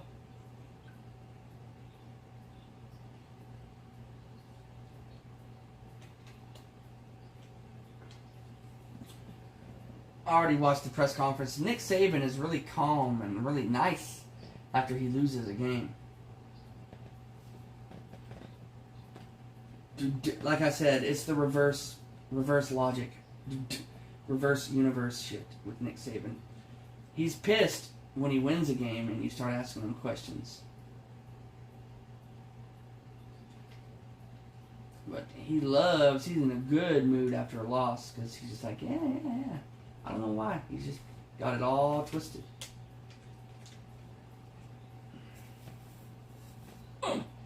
All I know is that my backup team, the Kentucky Wildcats, at least in FBS, you know who my favorite FCS team is. But my backup FBS team is undefeated, and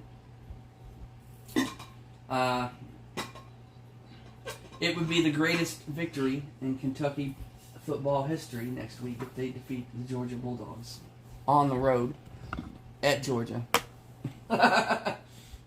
And it would put them in prime position to win the division. Everyone's like, oh, it could be Alabama and Georgia. What if it's Alabama and Kentucky?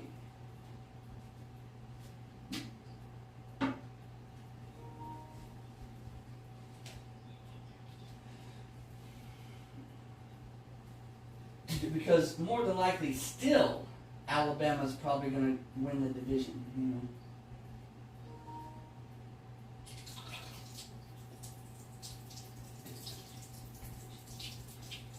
Oh.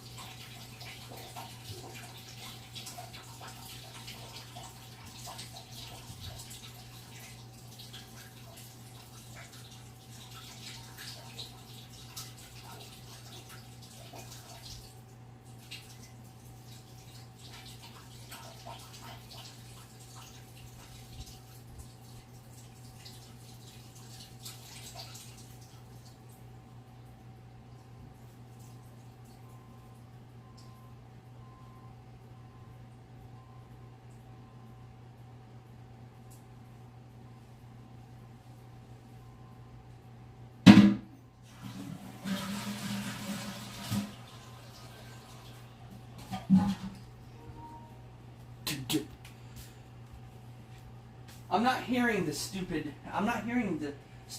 this time on Facebook and YouTube and shit that I've been hearing in the past regarding when Alabama loses a game. Every other time, except this time, it finally ended. Every other time Alabama lost a game, I'd get on Facebook and people would think the dynasty's over and their national championships are over. And then they still go on and win the national championship that year. Out of their 6 titles recently, they've only won it undefeated twice. Last year during COVID, and then the one that started it in 2009. They went 14-0. They don't need to be undefeated. Nobody needs to be undefeated to win the national title. So, finally, I was all over Facebook watching people comment about it and shit. And I'm not seeing the stupidity this time. People are being pretty realistic about it, and they're like, yeah, Texas A&M has that story that they can always tell their grandkids now, but it's so far, unless Alabama loses another regular season game, it's not going to stop them from getting to the SEC title game. The team that can, it's not doing anybody favors now that Alabama's lost in the middle of the season. Because now Nick Saban has the perfect opportunity to coach his players to be even better, to handle adversity now. Whoever Alabama plays next week, who is it next week? Not going to be a good week for that team. Like, it could be one of those, 60-0 type of games. Whoever Alabama plays next week. Let's see. They're number 5. The AP poll has put Alabama at number 5 right now. But that'll work itself out, as other teams are probably going to end up losing in front of them. Kentucky's up to number 11. Now, that's ridiculous. They should be in the top 10, but...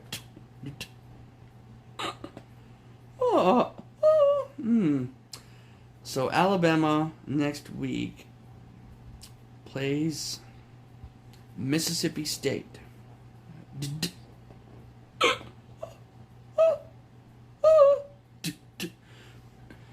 Who actually beat Texas A&M.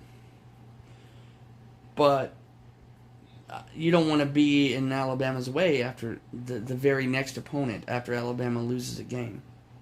So, it's not looking good for Mississippi State. Then Tennessee. Then LSU. Their final 2 games, you could maybe get an opportunity for somebody to sneak a win past them like A&M did. And they play Arkansas and Auburn.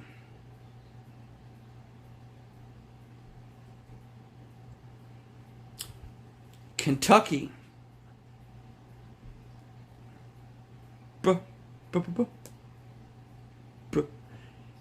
I'll tell you what, if Kentucky defeats Georgia, that's the worst of that's the toughest of their schedule.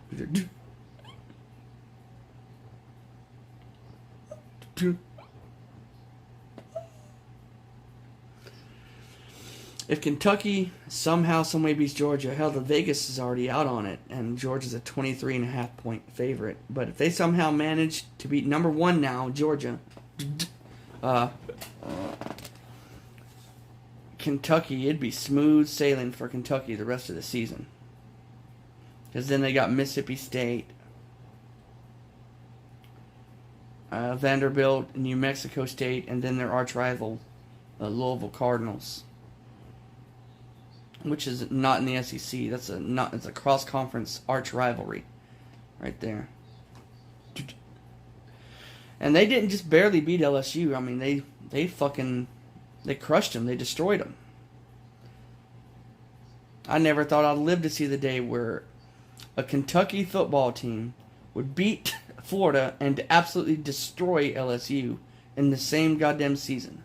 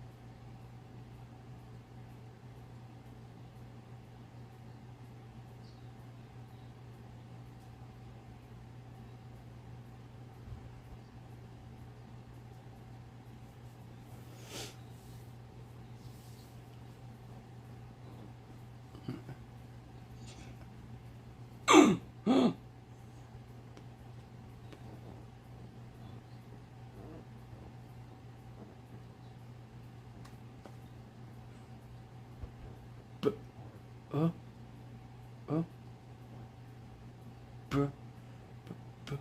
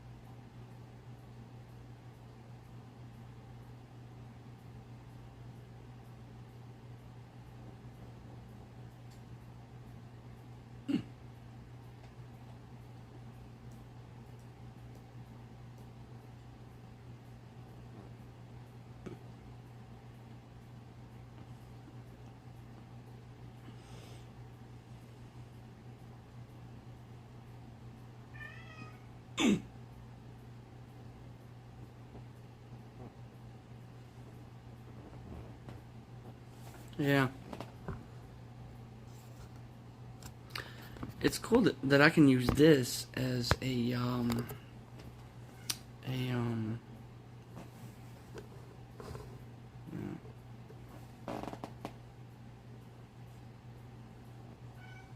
what is it, baby?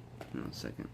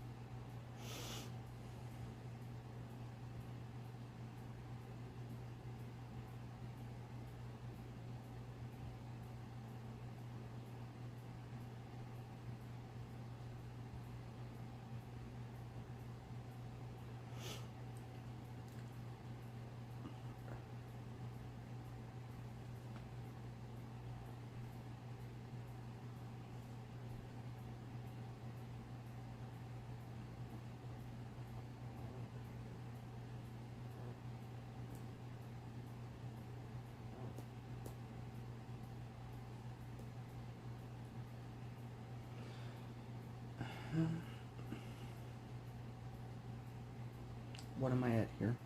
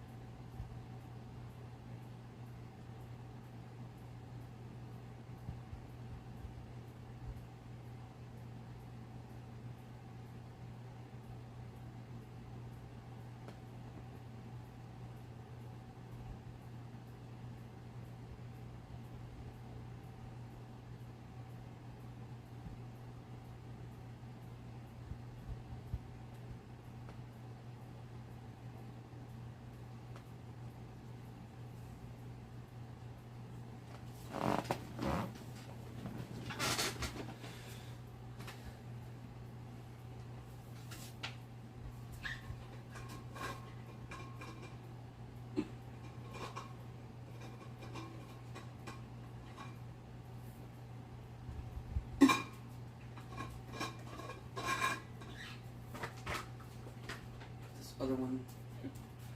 That's a cabinet. I don't know why he gave me 2 bottles. Because if I'm not going to be using it longer than 2 weeks, what's the point of having 2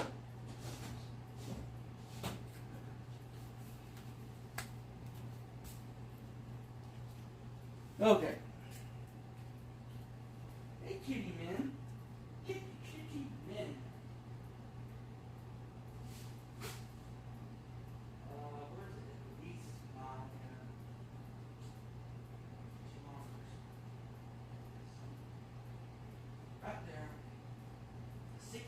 Rooster, huh?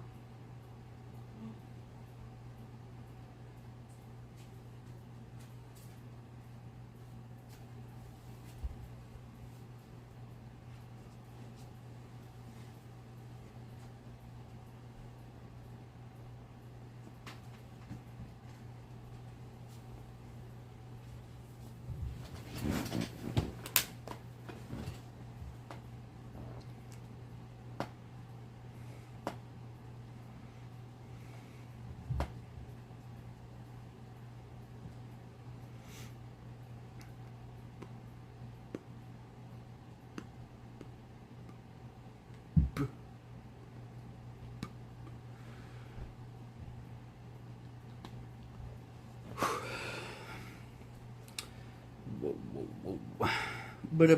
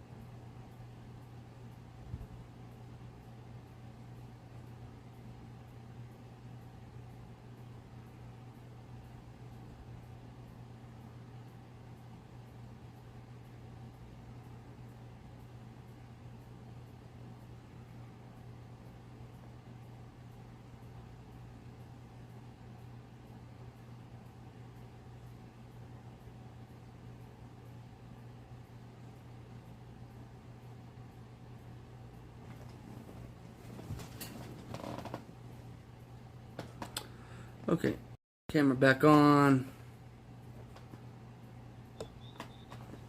I'm at 2 hours and 9 minutes on this stream right now.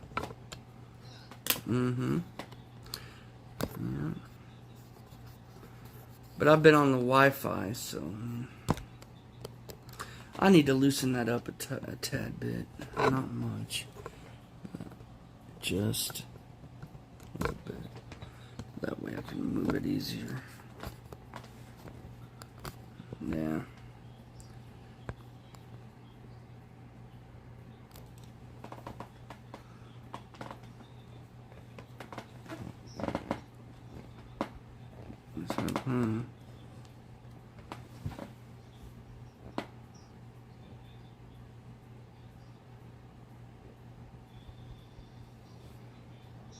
Sent a photo.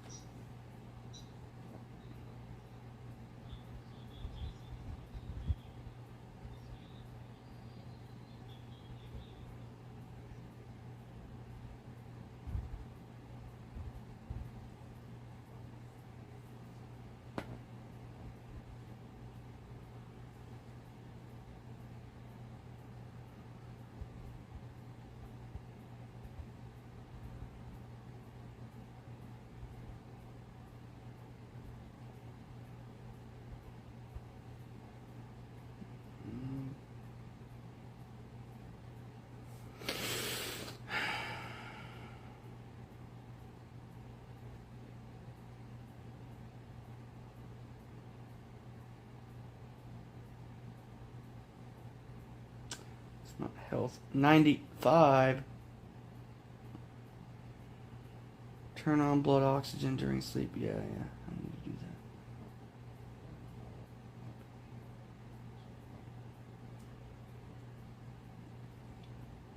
Does it show my more broader history?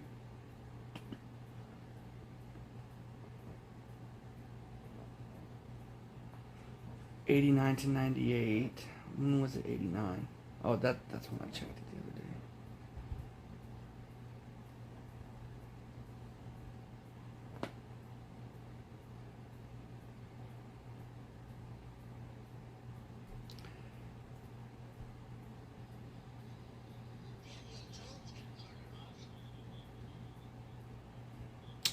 Oh, damn, career death.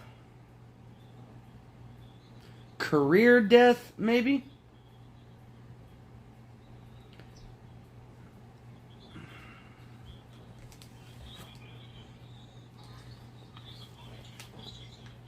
Maybe that'll send him to the desk or to a life of heroin addiction. Maybe. One of the two, right? That's where it puts him, more than likely, brother. Do you know what kind of injury it was? Ankle? Did I hear the word ankle? Yeah, man. If it's a career thing, he'll end up on the desk or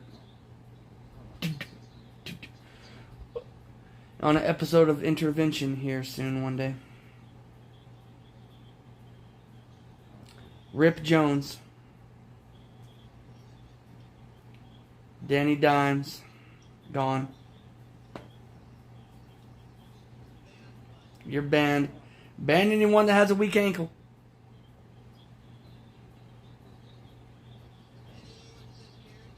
Yeah. Ban anyone that says Carrie Diamond.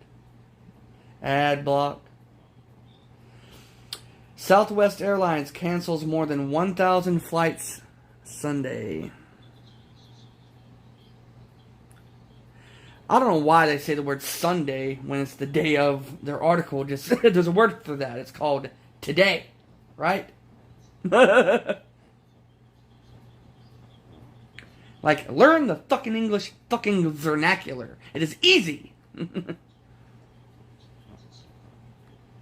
There's a word also for when you're referring to the day that's already passed. Do you know what that word is, Goku? It's called yesterday. Or you could use the word Sunday at that point. Yesterday or Sunday. If it was already Monday, you can use the word Sunday in your article, or yesterday. But when it's the day of, you don't use Sunday, right? You use today. Today, Junior. For the Billy Madison fans out there, today, Junior. You can't even read.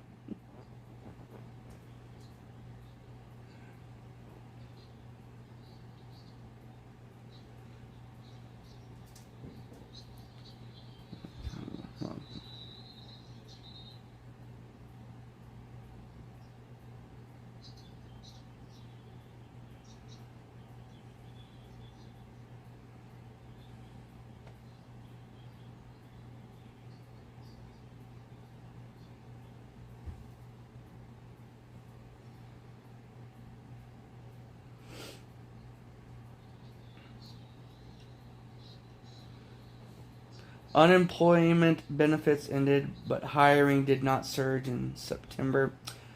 Grocery store shelves aren't going back to normal this year. Okay.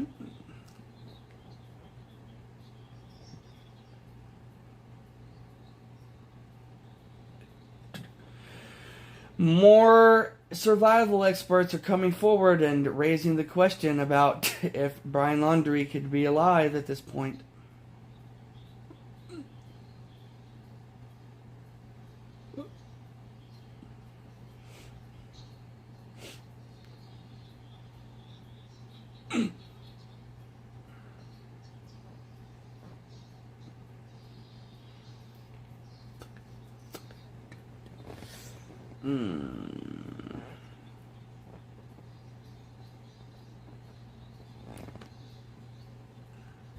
Who are you watching? Who are you? What streamer? No, cool. Heard somebody say, "Oh, my mods, my mods."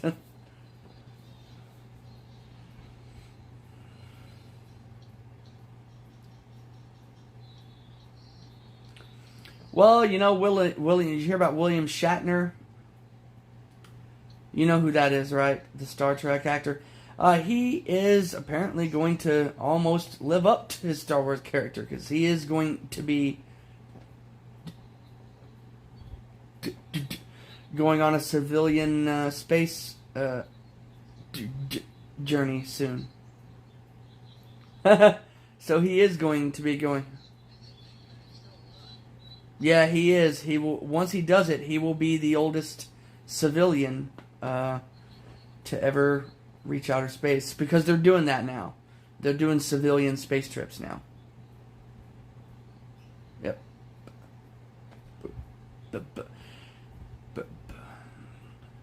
So William Shatner is going to do it.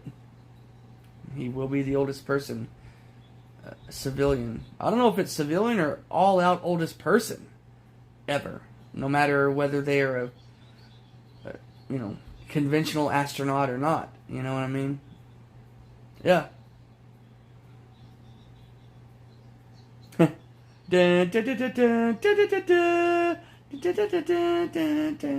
Yep, he's really doing it.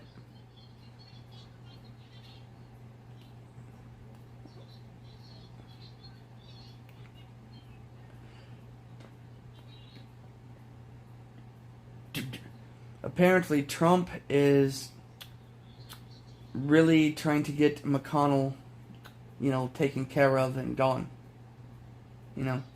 Yeah.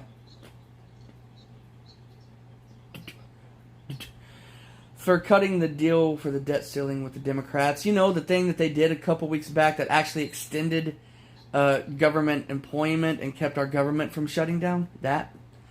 Yep. Well, Trump didn't like that. Remember when he was president, he let it shut down for over a month. He's like, it's good for us. It's good. Government shutdowns are good. Yeah. It's not good. People that work for the government are furloughed without pay. You see what I'm saying? Until Congress opens government back up with a bill to extend the debt ceiling or fund it more. And McConnell made a deal when it got down to just the last couple hours before it was about to shut down at midnight. A partial shutdown. But a partial shutdown means government employees. The only thing that would still run is the mail and people that are already on Social Security and SSI would continue to get their payments. But any new applications that they were trying to process and all that stuff, no. Would stop. And the only thing that would happen is the mail would still run at that point. But everybody would get their direct deposit checks that's already on it and all that shit. You know what I mean? But a lot of stuff, a lot of workers that work for the government jobs, would be without pay until they came together and opened it back up. Because it takes literally an act of Congress. They have to send a bill. And the president has to be on board with it too. They have to send a bill to the president's desk for signature to open up the government for government workers to get paid. And it got down to the final 3 hours a couple weeks back, but they extended it till December 3rd. And then we will be all in this fiasco again on December 3rd when that day approaches too. And Trump don't like it because McConnell worked. He don't like bipartisanship. You know what I mean? He hates McConnell because McConnell, he didn't vote for Trump's impeachment, but he talked all kinds of shit about Trump. The same shit that other Republicans acknowledged, like Pence acknowledged that Trump acted like a terrorist during the insurrection. You know what I mean? Oh. Didn't even have the balls to be with his people while they were trying to attack. He said he'd be there. He's like, I'll be there. We're going to the Capitol. Nope. He wasn't there, was he? So he wouldn't even back up his own guys. That's the same thing Stalin did, except his revolution did succeed. Stalin just hid out in a fucking newspaper building that printed newspapers there in Russia. He did the same thing. I'm coming with you. And then it's like he started to go with them, and then once they noticed that like they were walking and they couldn't see him anymore, he like backed away. You know what I mean? He's like, yeah, I'm going with you. Whoop. And then he slips out and hides somewhere, and was going to see. And when they won, he came out of hiding. He was like, ha ha. But the problem is, Trump has like fancy lawyers and all these people that can get him out of everything. So it didn't matter whether he won or lost. He could just come out of hiding no matter what,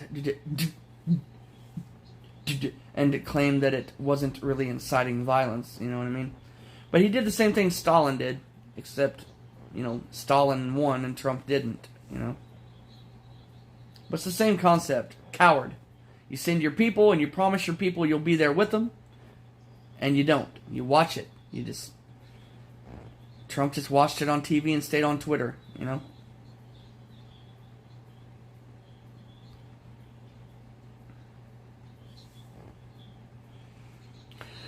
And he don't like McConnell. He wants McConnell gone.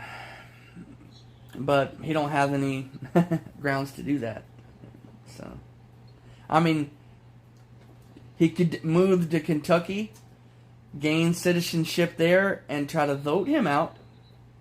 You know? Other than that, nothing he can do. He can hold rallies in Kentucky and try to urge the voters there to vote him out, and try to prop up one of his candidates to beat him in the nomination process. You know.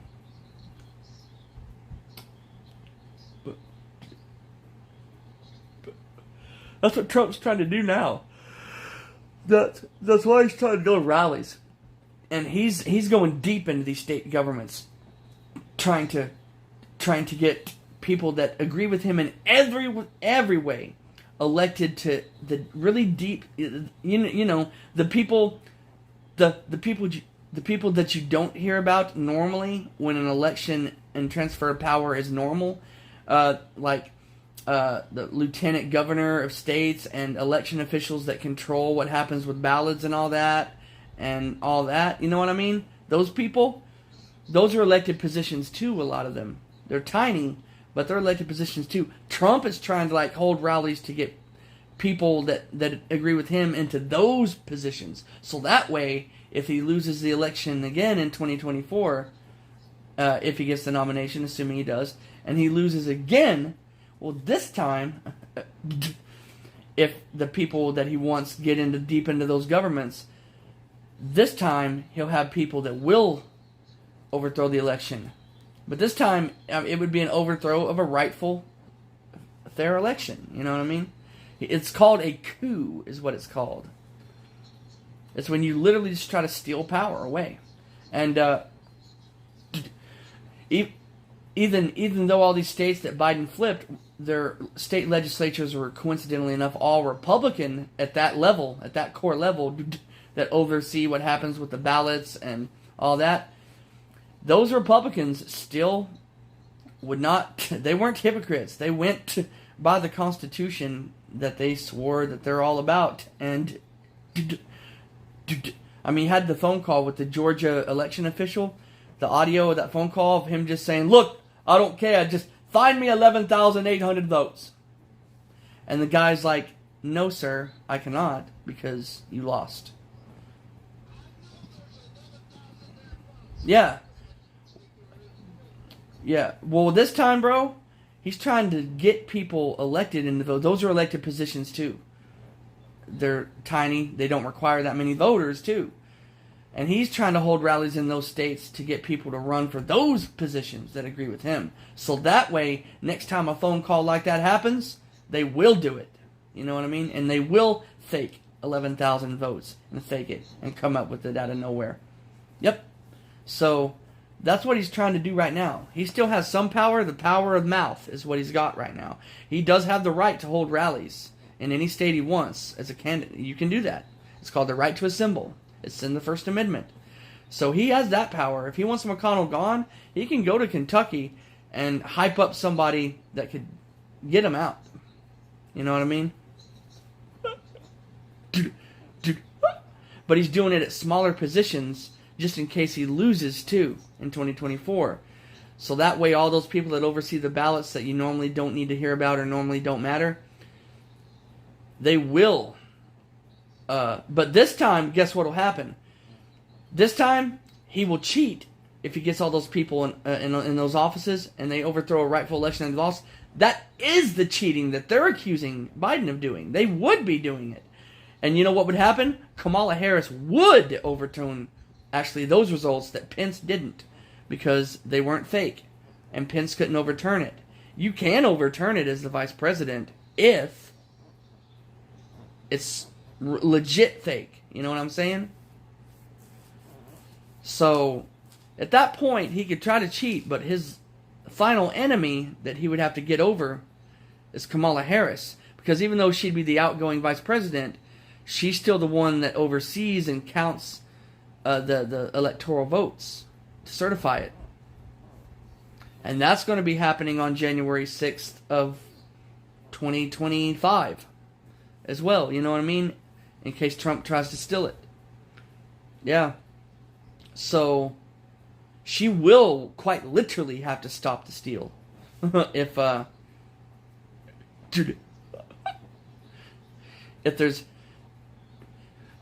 evidence of a stolen election at the time of the certification by Congress, then the vice president can declare the results illegitimate. You know? Pence couldn't do it. You know why? Because there was no evidence of a stolen election. You know what I mean? So in the end, his role is purely ceremonial. He's the guy that just stands at the microphone and announces the count. But if there's proof of the illegitimate voting, he can, the vice president can, announce that it is an illegitimate vote. So, it would be fake. If Trump gets all these people in office at these lower positions that do the overseeing of the ballots, the people that can fraudulently come up with 11,000 votes like he wanted the Georgia guy to do, people that will be willing to do it. He's trying to get those people in office too, at those small little local positions. Yeah, local level. He's going that deep now with his rallies. He's trying to get people elected at the local level that will overturn an election in case he loses again. Yep.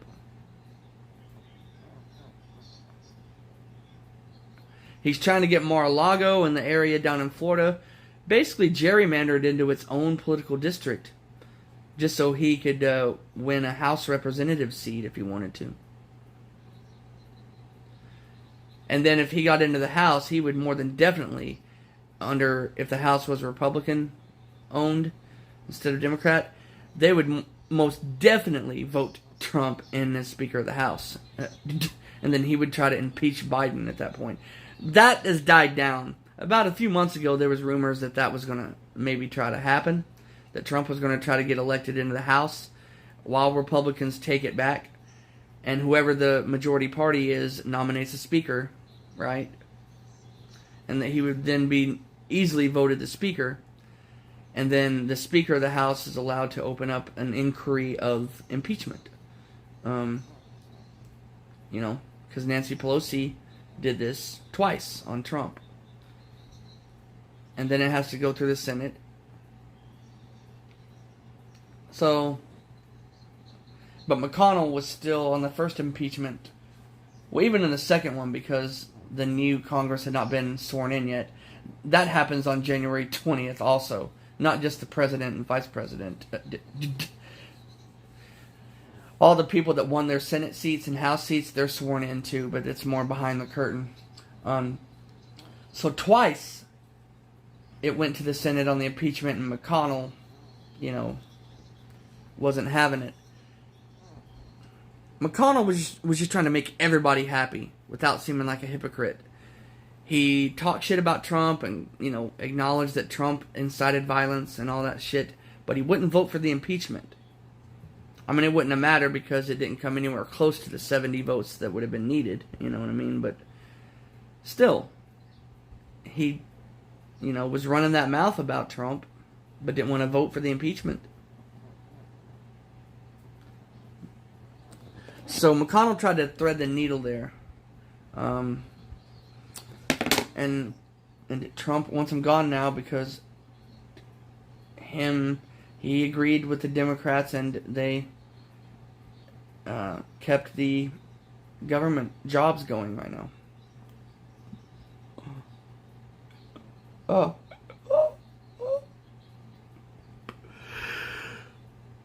A government shutdown is like sending those government workers, however long that shutdown lasts, into a state of like poverty, because if it keeps going and going and going, they run out of money for rent, for food, etc., right?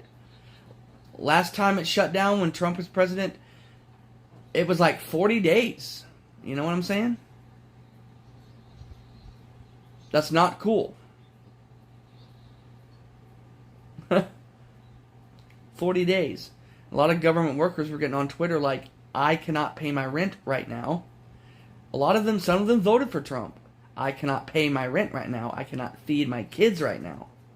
Because I'm a government employee and the government is shut down. But here's Trump on point. It's good for us in the long run.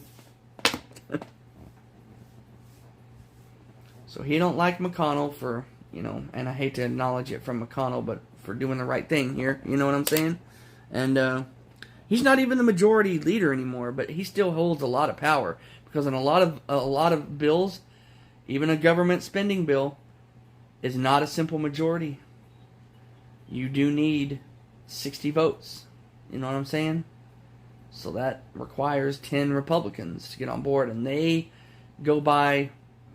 barely go by what McConnell wants right now. You know what I mean? The Republicans. So he still holds a lot of power to influence. So McConnell was the one that really swallowed his pride for once and got 9 other Republicans to swallow their pride with him, and they cut a spending bill. That's just to keep the government going. It wasn't Biden's $3.5 trillion infrastructure bill that he's been trying to pass for months now. That really, it's not the Republicans in the way, because they are prepared to do that budget reconciliation thing again, where they invoke that clause and you just need the 50 votes now, right? They're ready to do that again, and there's 2 Democrats that are not on board with it. Joe Manchin, of course, him, and fucking a Democrat out of Arizona, and her name is Kirsten Sinema. She just got followed into the restroom by protesters with their cameras going on their cell phones the other day. Asking about it. Are you going to vote for the infrastructure bill? We need this infrastructure bill. They followed her into the bathroom as she was going into a stall to take a piss, bro. All these Generation Z college girls turned on their cell phone cameras, bro. They followed this senator into a restroom, which is actually illegal because filming in public ends when you're talking about restrooms. You know what I'm saying? Restrooms are private areas. You're not allowed to film in a restroom anywhere in any state. I would hope that every state's own laws would make it where you cannot film in a restroom. Because it's a private area. You know what I'm saying? That's where the whole, I can film in public all I want. Yeah, sure, but even though there's some bathrooms that are outdoors in a public area, but they are a private area once you're in there, inside of there. So in Tennessee, you're not allowed to just film anybody without their permission in a bathroom. So I'd hope that's the way it is in Arizona as well. But they didn't care. They were like, we got our phones going. We're streaming. There was like 10 people that followed her into the bathroom, heckling her over her being one of the Democrats that's holding out on Biden's plan here. $3.5 trillion, not billion, $trillion infrastructure bill. That would be the most expensive piece of legislation in U.S. history. And that record was already set by him with the third stimulus, remember? That was like 1.3 or something. And that broke the record. And it could get broken again. You know? That doubles. I mean...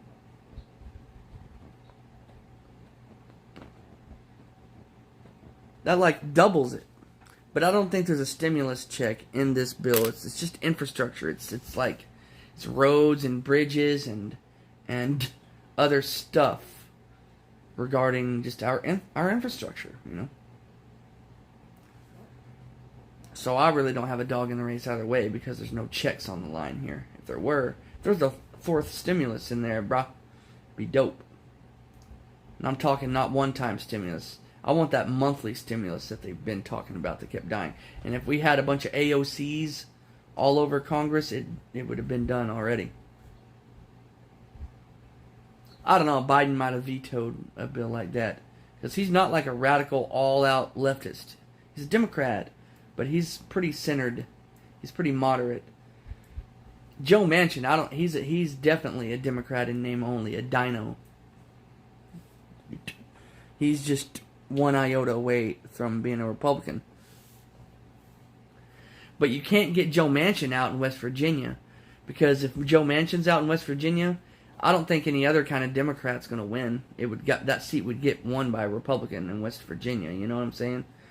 So you can't get Manchin out of that seat because you wouldn't get another Democrat in it, given that it's you know, cannibal inbred sister fuckerville. You know. So we have to have Joe Manchin. It's unfortunate. But that Kristen Sinema bitch, maybe we could replace her. I mean, the other Arizona seat is Mark Kelly, the Democrat, a former astronaut. He's the husband of that girl that got shot a few years ago and almost killed. The congresswoman. An astronaut as a senator. I think that's a first. I think it's the first ever former astronaut to be in a high up government position like that.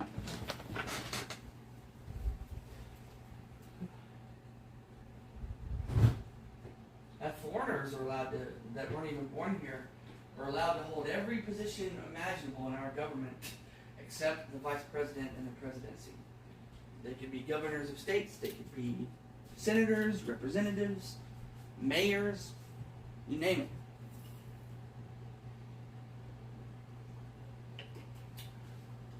Like some of our Democratic women senators, one of them is a Muslim and wasn't even born here, you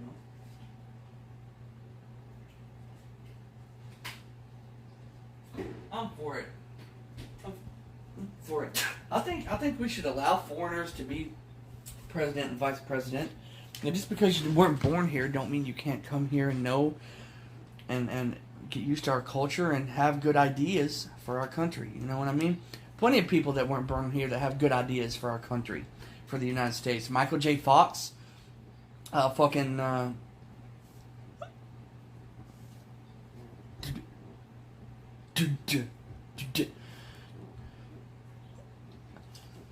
J. Fox has been political sometimes. He's a Canadian by birth. You know, he wants to. He's doing all kinds of like Parkinson's research and stem cell research and all this shit. That, you know, but nope, he can't. He's legally not allowed to hold the highest two offices because he wasn't born here. You know what I'm saying? Oh.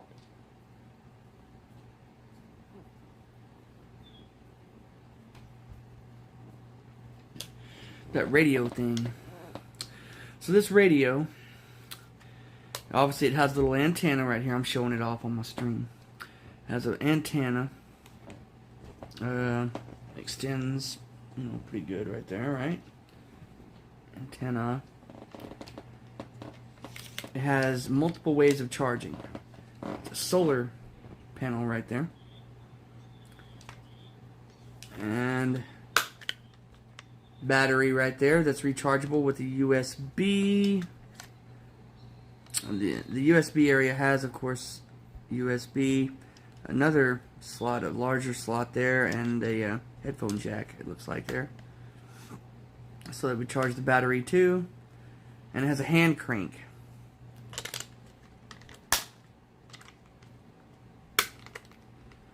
You just do that.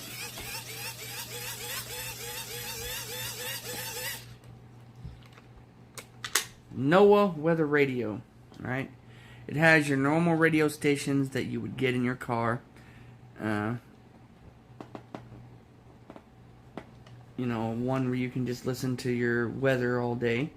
And it is repetitive. If you go to your strictly go to your weather station, it just repeats the current weather and the forecast. But if there was ever a dangerous storm or a tornado and your power gets knocked out or whatever, that station would switch to current updates regarding that dangerous storm. So that's why it's called a NOAA weather radio. Yeah. And it has a flashlight on it. Pretty bright too. Let's see. That's the brightest setting before it starts going in strobe mode. Strobe mode right there. Then off. So yeah, that's it. Volume. Tuner.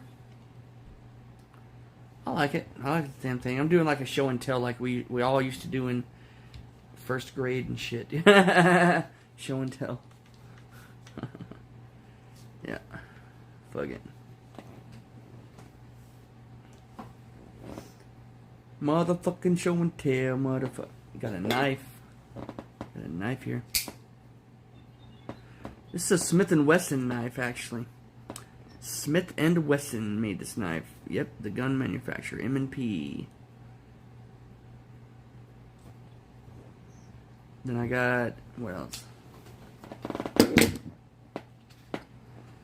Little machete here. Well, not a machete. It's actually still on paper a knife, but it's a long knife. I shined it up with some Mother's Mag and aluminum polish. Got it all shiny. Shinier than it was when it came out of the box. Little hunting knife here. It's not that sharp, actually. I could sharpen it. Get like a diamond stone or an Arkansas stone. Yeah. Fucking motherfucker. Got another knife too, a little shiny knife. I shined up with that polish. I like shiny stuff. I'm like inherently a raccoon. This company is called, I don't know how to pronounce it. Some say Ruiki. Some say Ruiki. Some say Rake, but it's spelled R-U-I-K-E. It's a $50 knife. I shined it up really good. You just flick it right here.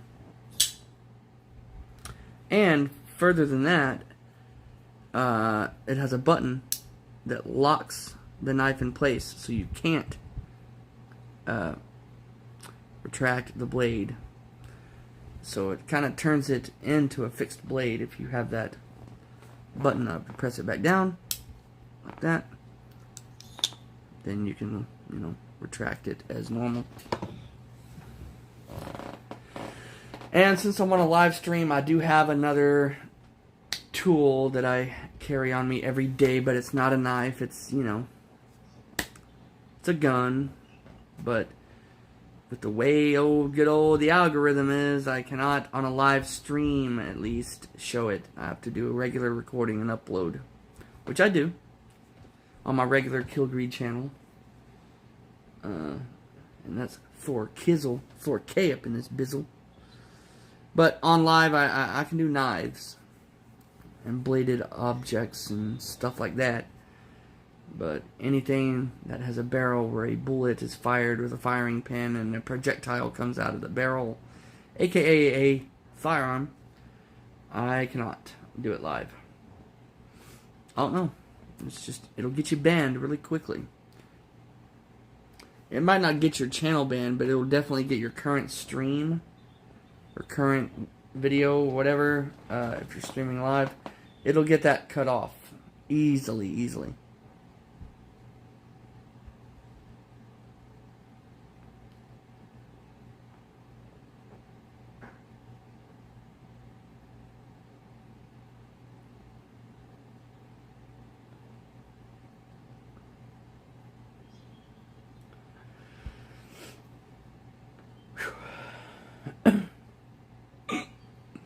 U.S. Navy engineer has been charged in an attempt to sell nuclear submarine secrets to who? With another country. What country? I'm assuming it's either Russia or China or Israel. If they're charging him with it, then it's more than likely because he's trying to sell it to a one of our adversaries, who's on paper still listed as allies, but probably more than likely our enemies in real life, like Russia and China. Wow, you're selling nuclear secrets to either Russia or China. Or both. Bro, back in the day, because nuclear power is the strongest form of warfare. Dude, mind you, right? Dude, back in the day, bro, well, with whatever the greatest technology was back in the day, a few hundred years ago, that is high treason, and that'll get you put to death. You know what I'm saying? Put to death. Dead. And now, in the age of nuclear power and Silicon Valley and all this, the digital age, with how ubiquitous and omnipotent the digital age is, and you're selling nuclear secrets to either China or Russia or both, it'd be worse. I hope it's not a Middle Eastern country like Iran or something, because those motherfuckers have been trying to go nuclear for decades now. What if it's North Korea? Would he dare sell? Would a United States military service member dare sell nuclear submarine nuclear secrets to fucking Kim Dong-spoon? I mean, shit. Damn. You talk about treason, bro.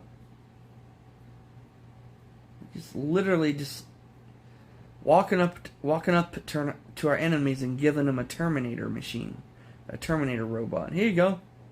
Make more of these at your own pleasure.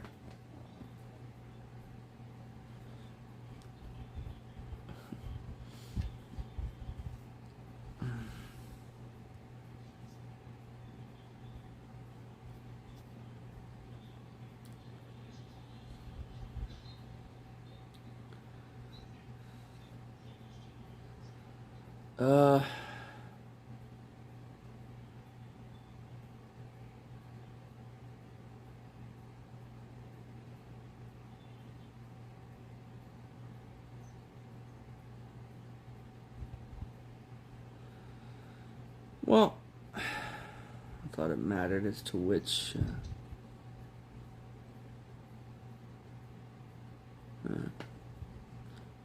Where do I have it on, or is the background off? It's off until I want to upload a video. Upload a video quickly, that is. Keep that off. At 2 hours and 52 minutes, I'm at fucking 57.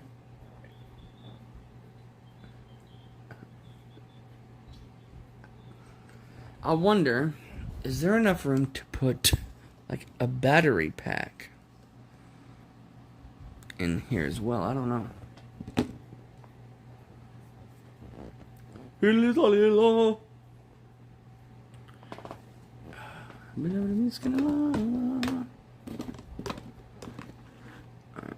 Now we got the cell phone up in the bitch.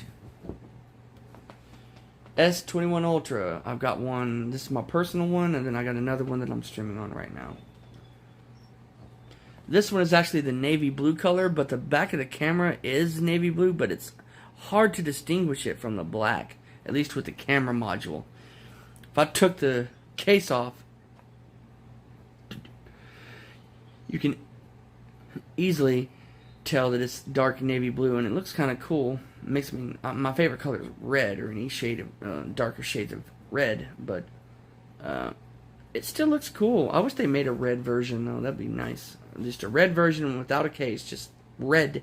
And they do on every other of Samsung's goddamn products except the Ultra version of whatever they make. Stupid.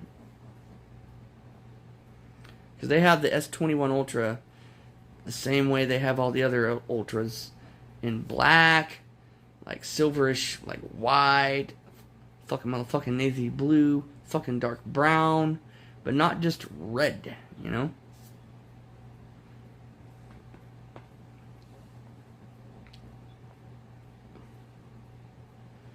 Not simply just fucking motherfucking like bright or some like crimson or just bright red. Bright red or crimson would do just fine.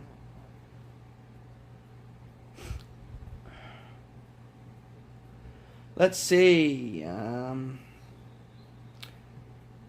Wi-Fi hot spot. Why did I say Wi-Fi? Total wireless.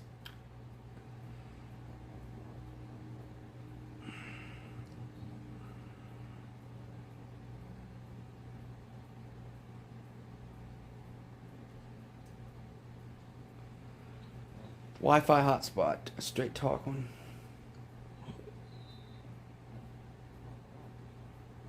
Prepaid hotspot. What is this?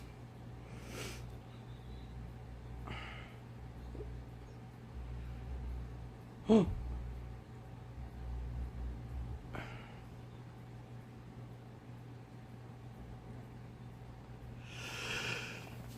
AT&T.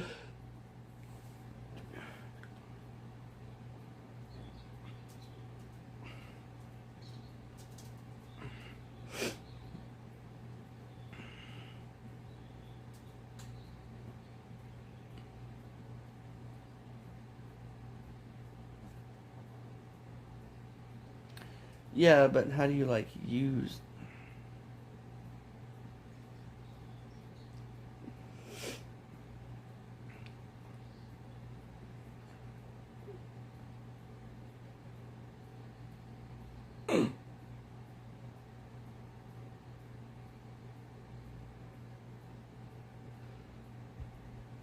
I wonder if it hooks up to your current plan and turns your current plan into a Wi-Fi hotspot, or if you'd have to buy another plan.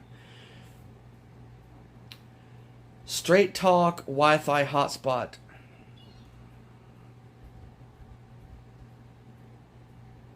So I don't want 6 years ago. Is this it?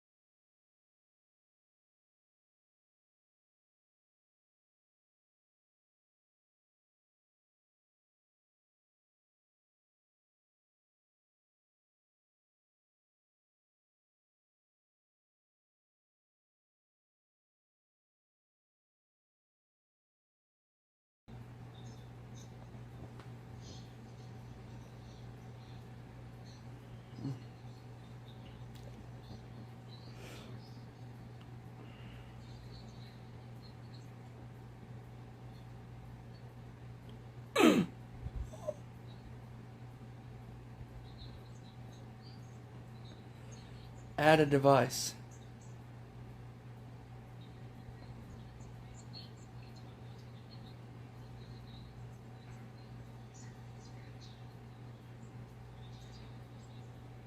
Network settings.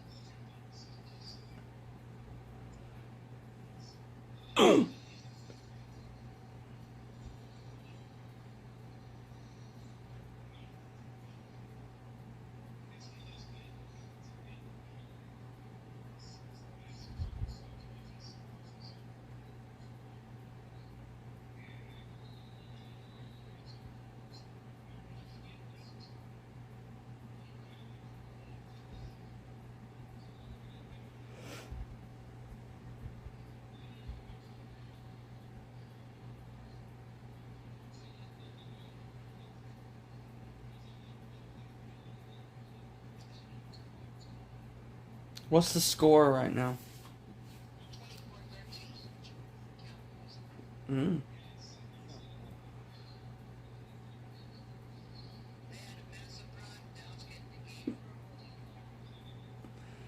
The Cowboys. By good old Zeke.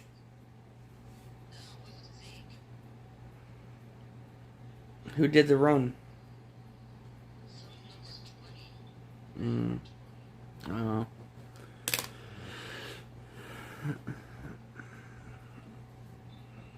Hey Google, Cowboys running back, jersey number 20. Tony Pollard, according to some information I found on Dallas Cowboys. Tony Pollard.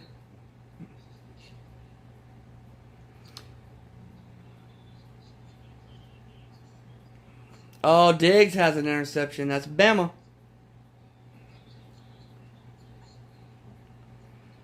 Tony Pollard, running back.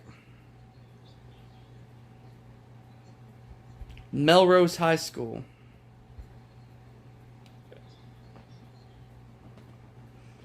So no college. He went from high school to the NFL, which is more rare than basketball, but it happens.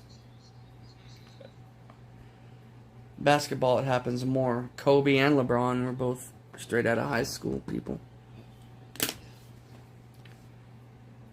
And those are like two of the GOATs, you know what I'm saying? Behind the main GOAT. They can be two of the GOATs, but you know who the GOAT is. Everybody knows who the GOAT is. That'd be Jordan.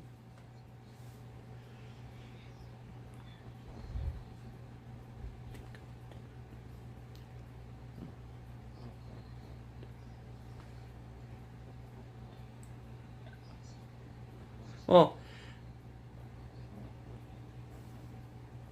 Shaq is up there too. Couple of legends, Shaq and Charles Barkley, both SEC West players, LSU and Auburn.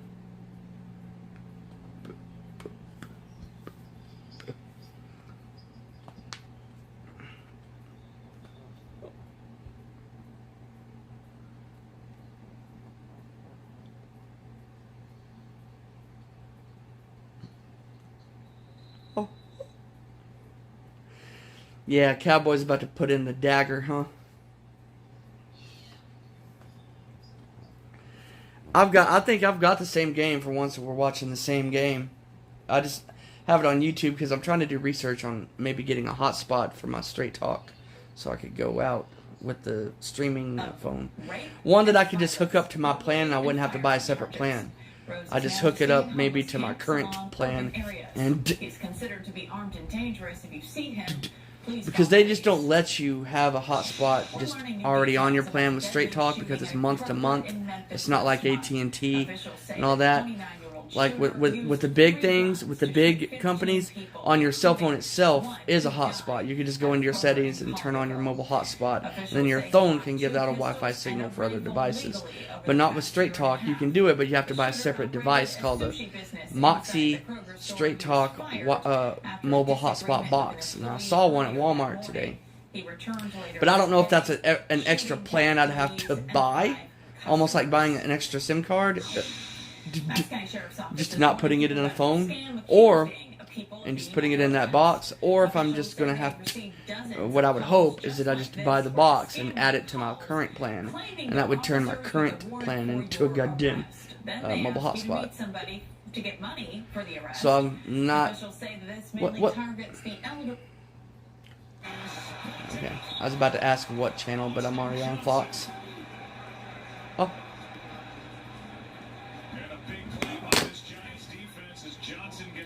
What are you watching it on? Bunny ears? Bunny! Oh, your tab.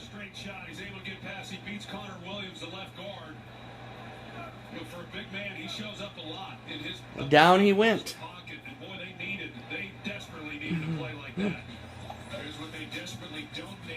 The dagger's almost in. But with Danny Dimes out, and late in the third quarter, another touchdown would be the dagger, for sure.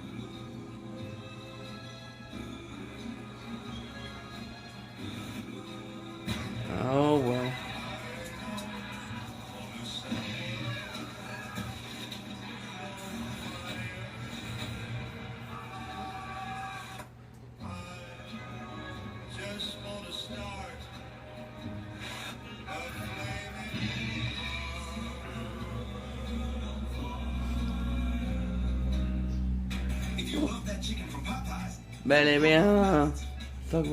Can't wait for that fucking refund to hit. I knew it wasn't going to today. It's Sunday. But I'm wanting to know if this Columbus Day thing is going to matter and it's going to be Wednesday instead of Tuesday. I'll find out soon. If your fantasy football team is losing to the one team in your because your bank overrides what Best Buy's policy is. Best Buy, once they start the refund process, their policy is that it's supposed to be 24 to 48 hours. But your bank overrides that if their policy is not on board with it. Which sucks. Fuck a bank. Fuck a bank. Larry Bird went to Indiana State. I believe their team name is the Sycamores. I'm not sure. In college, and he is from Terre Haute, Indiana, a city called Terre Haute, Indiana. Terre Haute, Indiana. When it comes to legends, the NBA's got more than its fair share. But this is a partial owner of My bad. Fuck.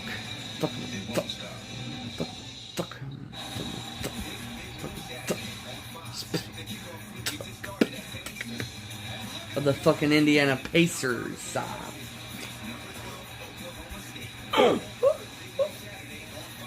After he played for the Celtics, he's not shown much loyalty to the area after he left. He's still sticking to his home blood as Indiana. He's the owner of the Pacers, partial owner of the Pacers instead of the Celtics. Even though Boston still worships him, you know. Oh, there he goes! Lost the ball! But he got it back. A different player got it. Pollard fumbled. But a lineman came up and saved it out of nowhere. Why did Zeke get hurt or some shit? Why is Pollard playing? Who's this guy? Why is this Melrose High School guy playing? What the fuck? It's fourth down. Who the fuck is this faggot? Field goal time for the Cowboys. 38-yarder.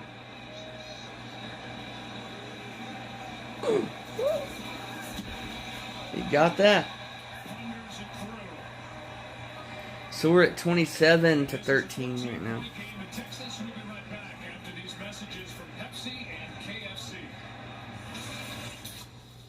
Oh, well.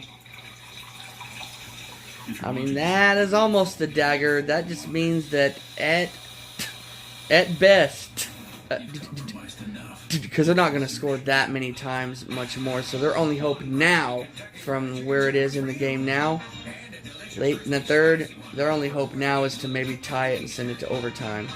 You know what I mean? But that's almost the dagger. Actually, from here, another field goal would for sure be the dagger, because that'd be a 17-point lead. That'd be a 3-possession game. So, on the ropes. Here are the Giants on the ropes, as expected. You know, this is not breaking news or anything here.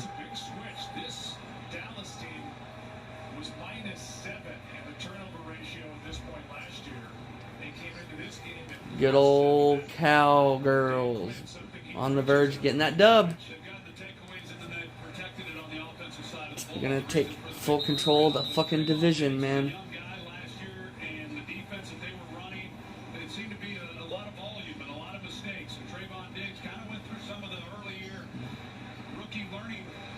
Situations, and then he got better as the season went along, and he's carried it over into this season. But you look at the last couple of years and the personnel that Will McClay and Jerry Jones and company have been able to bring in. It's been quite a group, and this has been I know Trayvon's a second-year player, but a good group of rookies with Micah Parsons and with Ziggy Duwad. Poor Giants on the verge of being gone.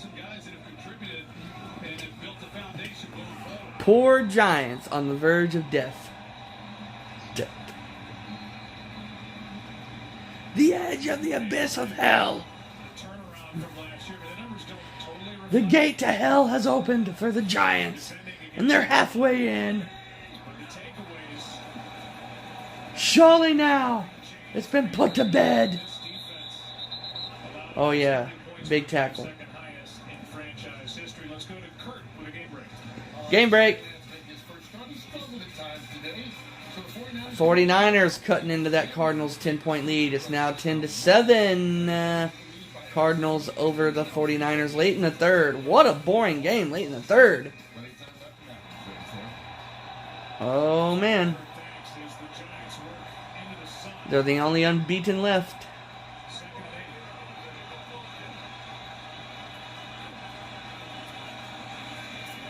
Throws. Hell, he caught it. In Dallas territory. On the sideline, Kadarius Toney has made a couple of catches that are stunning. That's really good. It's pretty good coverage by Jordan Lewis overall right there in the slot. And you get the press outside looks, and then you have all that field to work with, and you lay it out there. But I never paid attention to what happened with the Patriots. rookie Toney going up and being able to make a play on the ball. This guy, he hasn't played a lot. You know, Hey, Google. Who won the Patriots versus Dolphins game? Not Dolphins. September 12th. Hey Google. Who won the Patriots versus Texans game?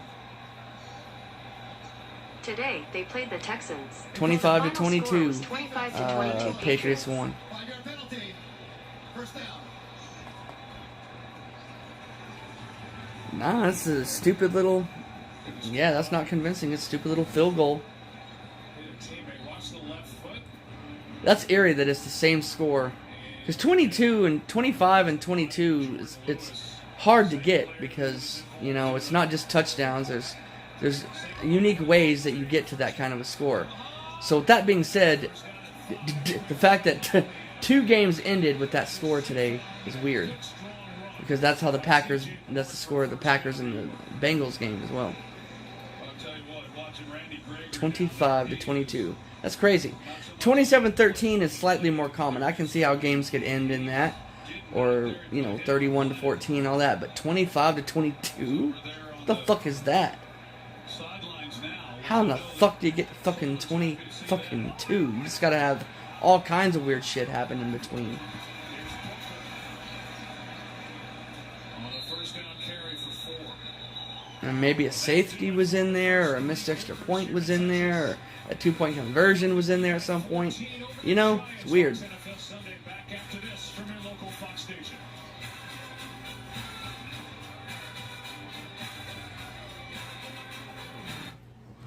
My name is Giancarlo Esposito, and I'm preparing to bring you my most Another Far Cry 6 commercial.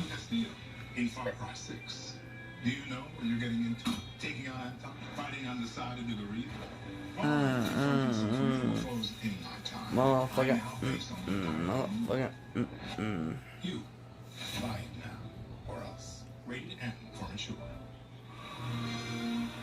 Play it on the all-new Xbox. Primetime's #1 smash hit goes even bigger. The Stunner Showdown, no one. It's kind of pretty easy to find the Xbox Series S now in my area. Steve Harvey powers the XT. If roles were reversed, what might the turkey do? And since I'm not as passionate about Xbox, I might be, if I want to get one, I might just be get the one that I can get, you know, and settle. Because it doesn't come 4K, but I got a 4K TV that it could easily convert to 4K, like Zim said, you know. So I mean, I might settle for an S. You did, didn't you? You got an S. Do you have that setting vertical or sideways on its side?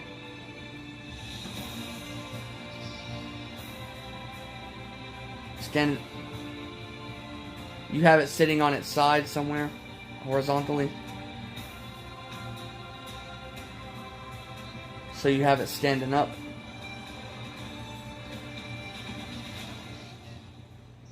Yeah, okay, yeah, that's laying down. Other people just call that horizontal or just sideways. Hamburger, hot dog style, I guess, you know, just laying on its side. But the PlayStation, that's weird. The PS5, definitely way better to stand it up. If you ever get, that'd be the first console I've ever had that I've stood it up vertically. It just looks goofy as hell. And some people that have it sit horizontally have complained that it was starting to mess up on them in certain ways, and then when they switched it to standing up, all the problems went away. Good to see Kadarius Toney back out there. They wrapped up the left ankle and foot of Toney. So the PS5 is definitely... Plus it looks cooler. It's designed to be stand vertical with how it looks. Like a tall, spaceship-looking building or something, you know? Like it's cool looking.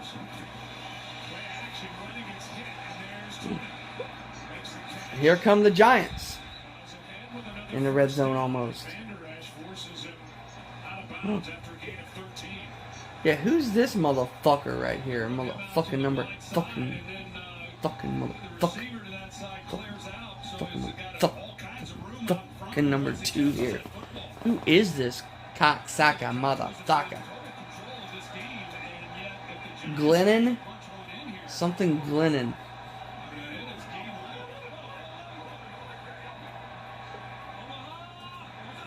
He's a tall, lanky old bull. Caught inside the 10. We got a 1st and goal. Beautiful catch by Evan Ingram for 13, and he sets up 1st and goal. You're not kidding. I mean, to be able to turn and make that play shows you the athleticism that he has. Holy shit. What's about to happen here?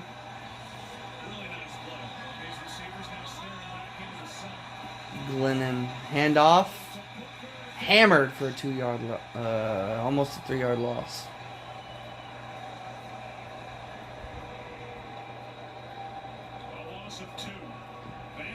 Hammered, bro. You suck.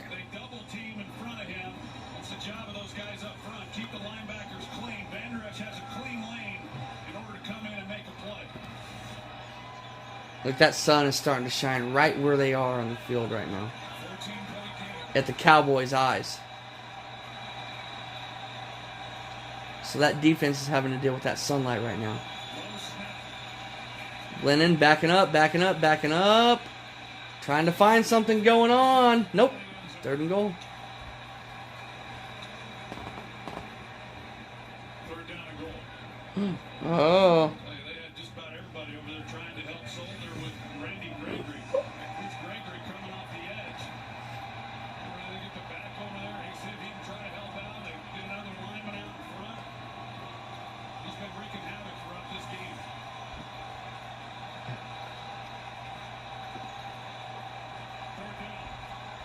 Third down. You got 6 seconds. You're going to have to take a timeout. Yep. Cowboys have to take a timeout. Defense. Fox Super 6 is giving you a chance to win $25,000. Win 25,000. Oh my God. That's going to be the Thursday game. Yeah, that's when my Eagles are going to get smacked up by the defending champions.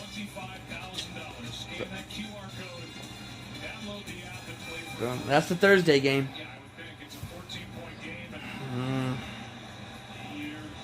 At least they got them a win in today, so I can enjoy that.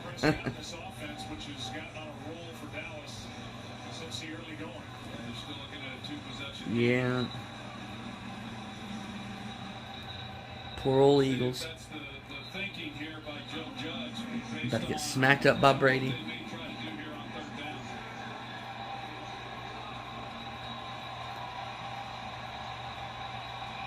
Alright, can we get a fucking play now?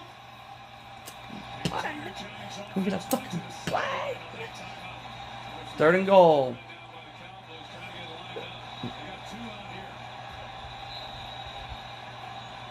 Different quarterback in, or is it just like a direct snap?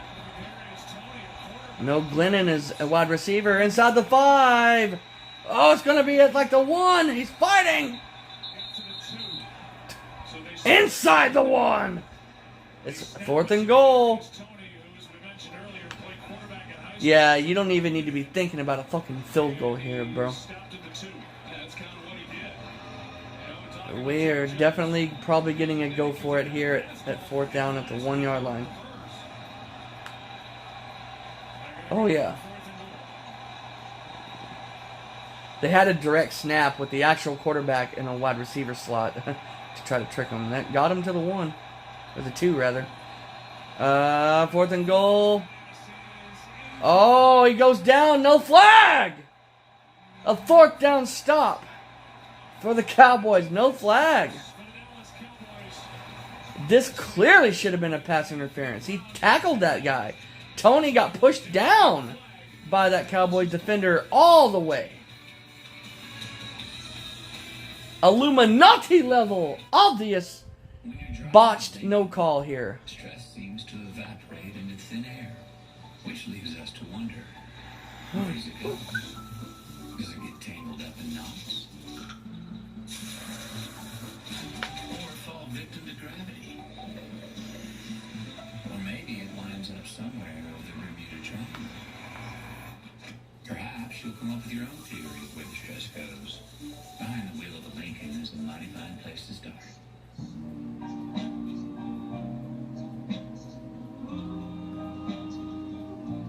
They didn't get tangled up.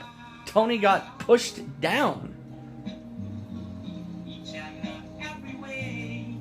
Wow, what a no call right there, huh? I'll be eating. You know what? They got Marshawn Lynch. Oh no. That's very personal. Thanks, bro. Quarter. I mean, that's between me and my belly.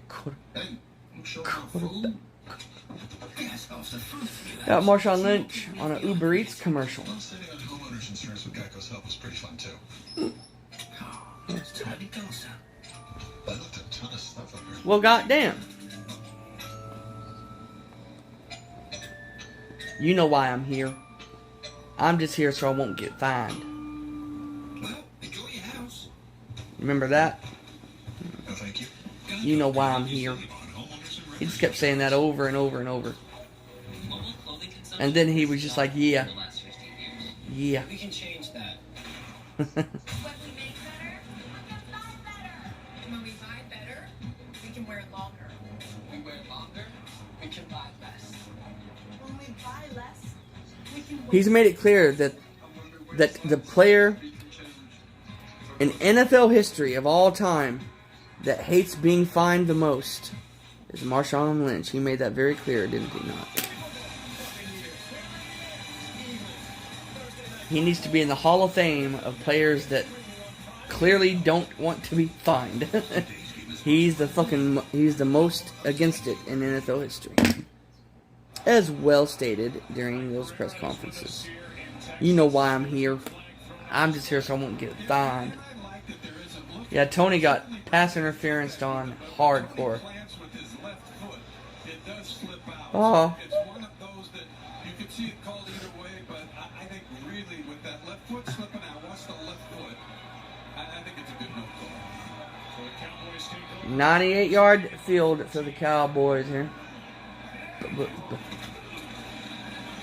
And there goes. Yep. First down run immediately. There's Zeke. There's fucking Zeke.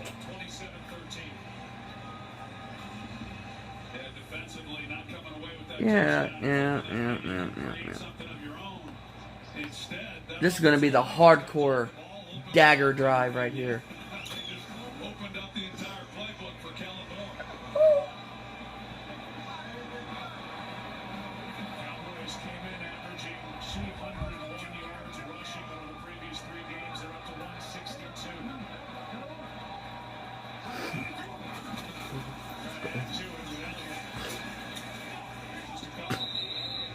Prescott has thrown touchdown passes to Lamb, Cooper, and Elliott. And the Cowboys try to win their 4th straight. This offense, we came in talking about it, Joe, and the ways that they're able to beat you running the football, throwing the ball. You think about it, back to week 1, Dak Prescott threw it 58 times. And that loss against It is 35-35 between the Browns and the Chargers. 57% of the time. God, I knew that'd be an entertaining game, and I don't get to watch it.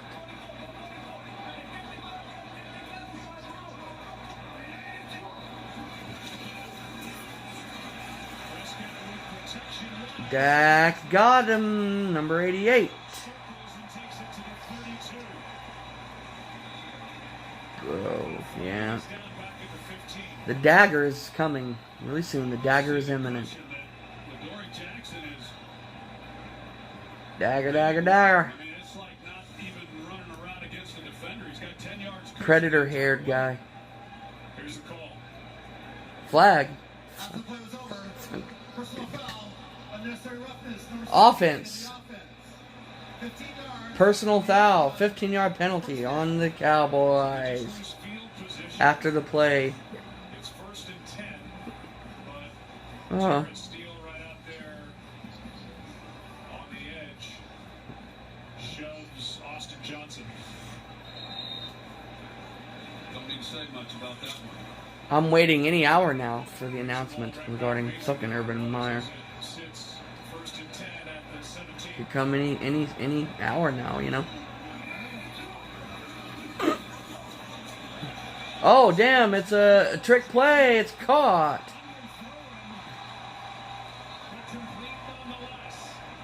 42-35. Browns have taken the lead. Under 5 to go. Lamb was even more open than Wilson was. If he just got anything on it to either one of them, it's a touchdown. Both guys, Lamb's running up the right sideline. Wilson's crossing on The dagger is coming. Elliott for a couple.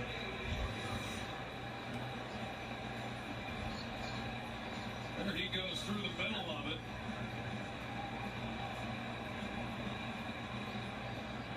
Cedric Wilson, who threw a touchdown pass against the Giants in Week 5 last year, knows he missed. You know, boo, boo. Well, you don't get a lot of chances like that. Got 2nd and 8 for the Cowgirls. That was a touchdown. 2nd and 8. That's Pollard again instead of Zeke. First down almost though. Start Saturday strong on Fox with Reggie Bush, Coach Stoops, the mid-noon kickoff pregame crew, and the undefeated 12th-ranked Oklahoma State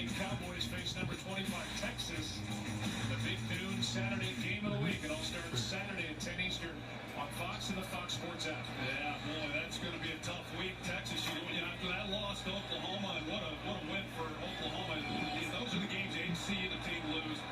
But how are they able to bounce back after that devastating loss and take on the Cowboys in Oklahoma State? Prescott airs it out. Big throw. It is caught. Austin. Or no, Wilson. Deep. Red zone, I think.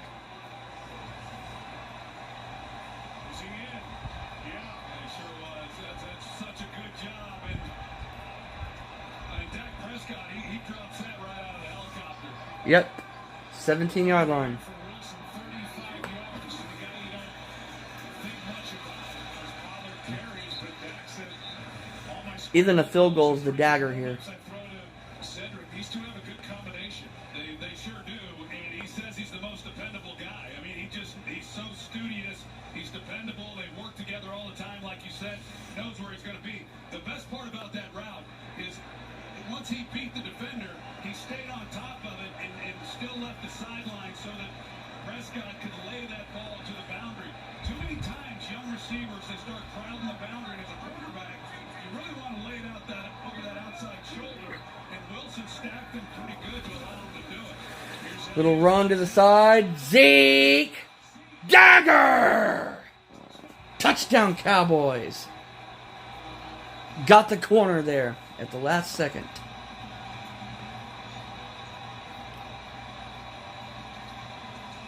We're done here.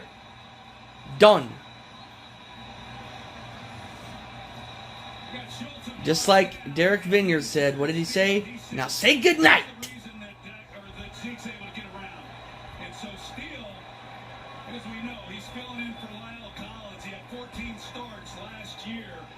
He's a better run blocker than he is pass protector. But man, talk about the depth that has been depended on this year for the Cowboys. The guys who have stepped up, Steele being one of them. He's the one who springs Elliott for the touchdown. Dak Prescott told us we haven't put together that total game. We've left a lot of meat on the bone the last few weeks. It has happened. Dagger! Zeke! Zeke! Got it! The one that plays for home is what's home. Whether you're a rookie or a seasoned pro, this team has your back. Oh, I'm changing. I'm done with this game. Project. Done here. Dead. Dead. And any That's all we needed. Everybody expected breaking news, right? Breaking news. In the end, it goes down to what that Cardinals coach said years ago. They are who we thought they were. Yeah. Yeah. They are who we thought they were. Yeah. We thought they were. We let them off the hook.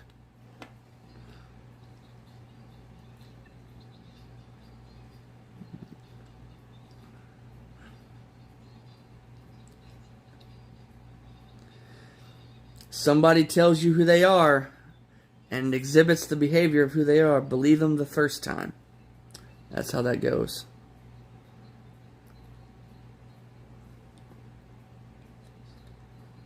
First time.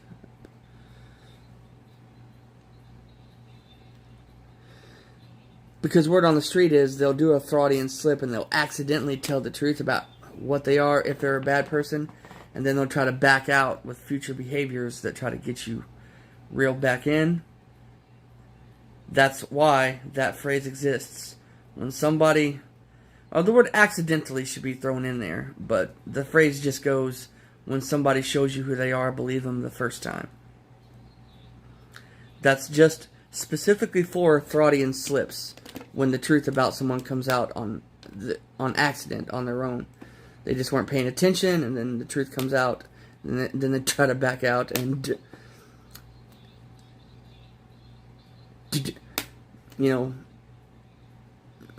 falsify it in the future going forward. And if you're dumb, you'll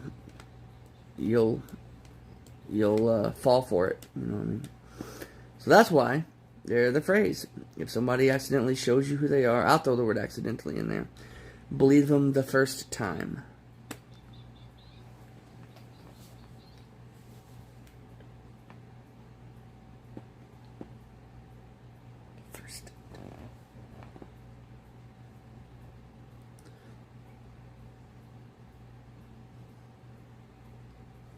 But that Cardinals coach years ago had a different way of saying it. They are who we thought they were. Expect anything different? Believe them the first time.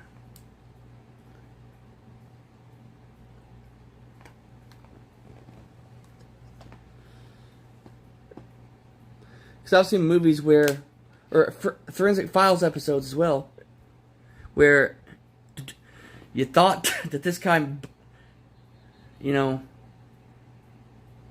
beat his wife. This guy beat his wife to death or whatever, but and then as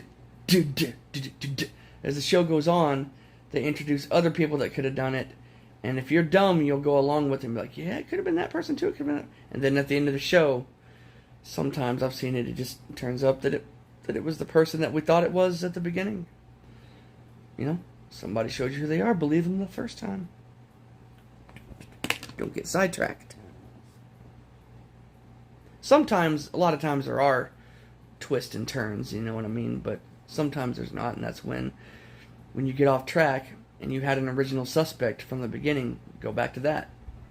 That's probably who did it.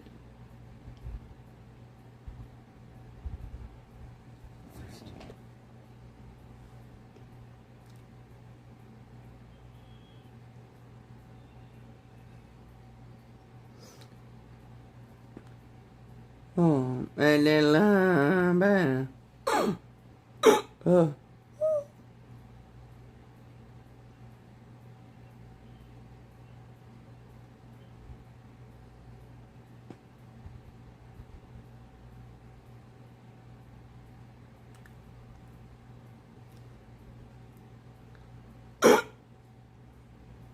things like what?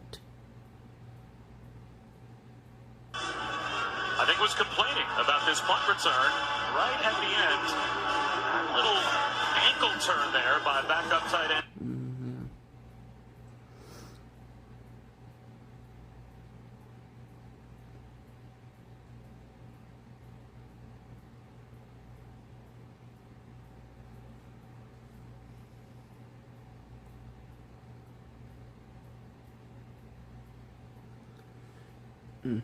Oh.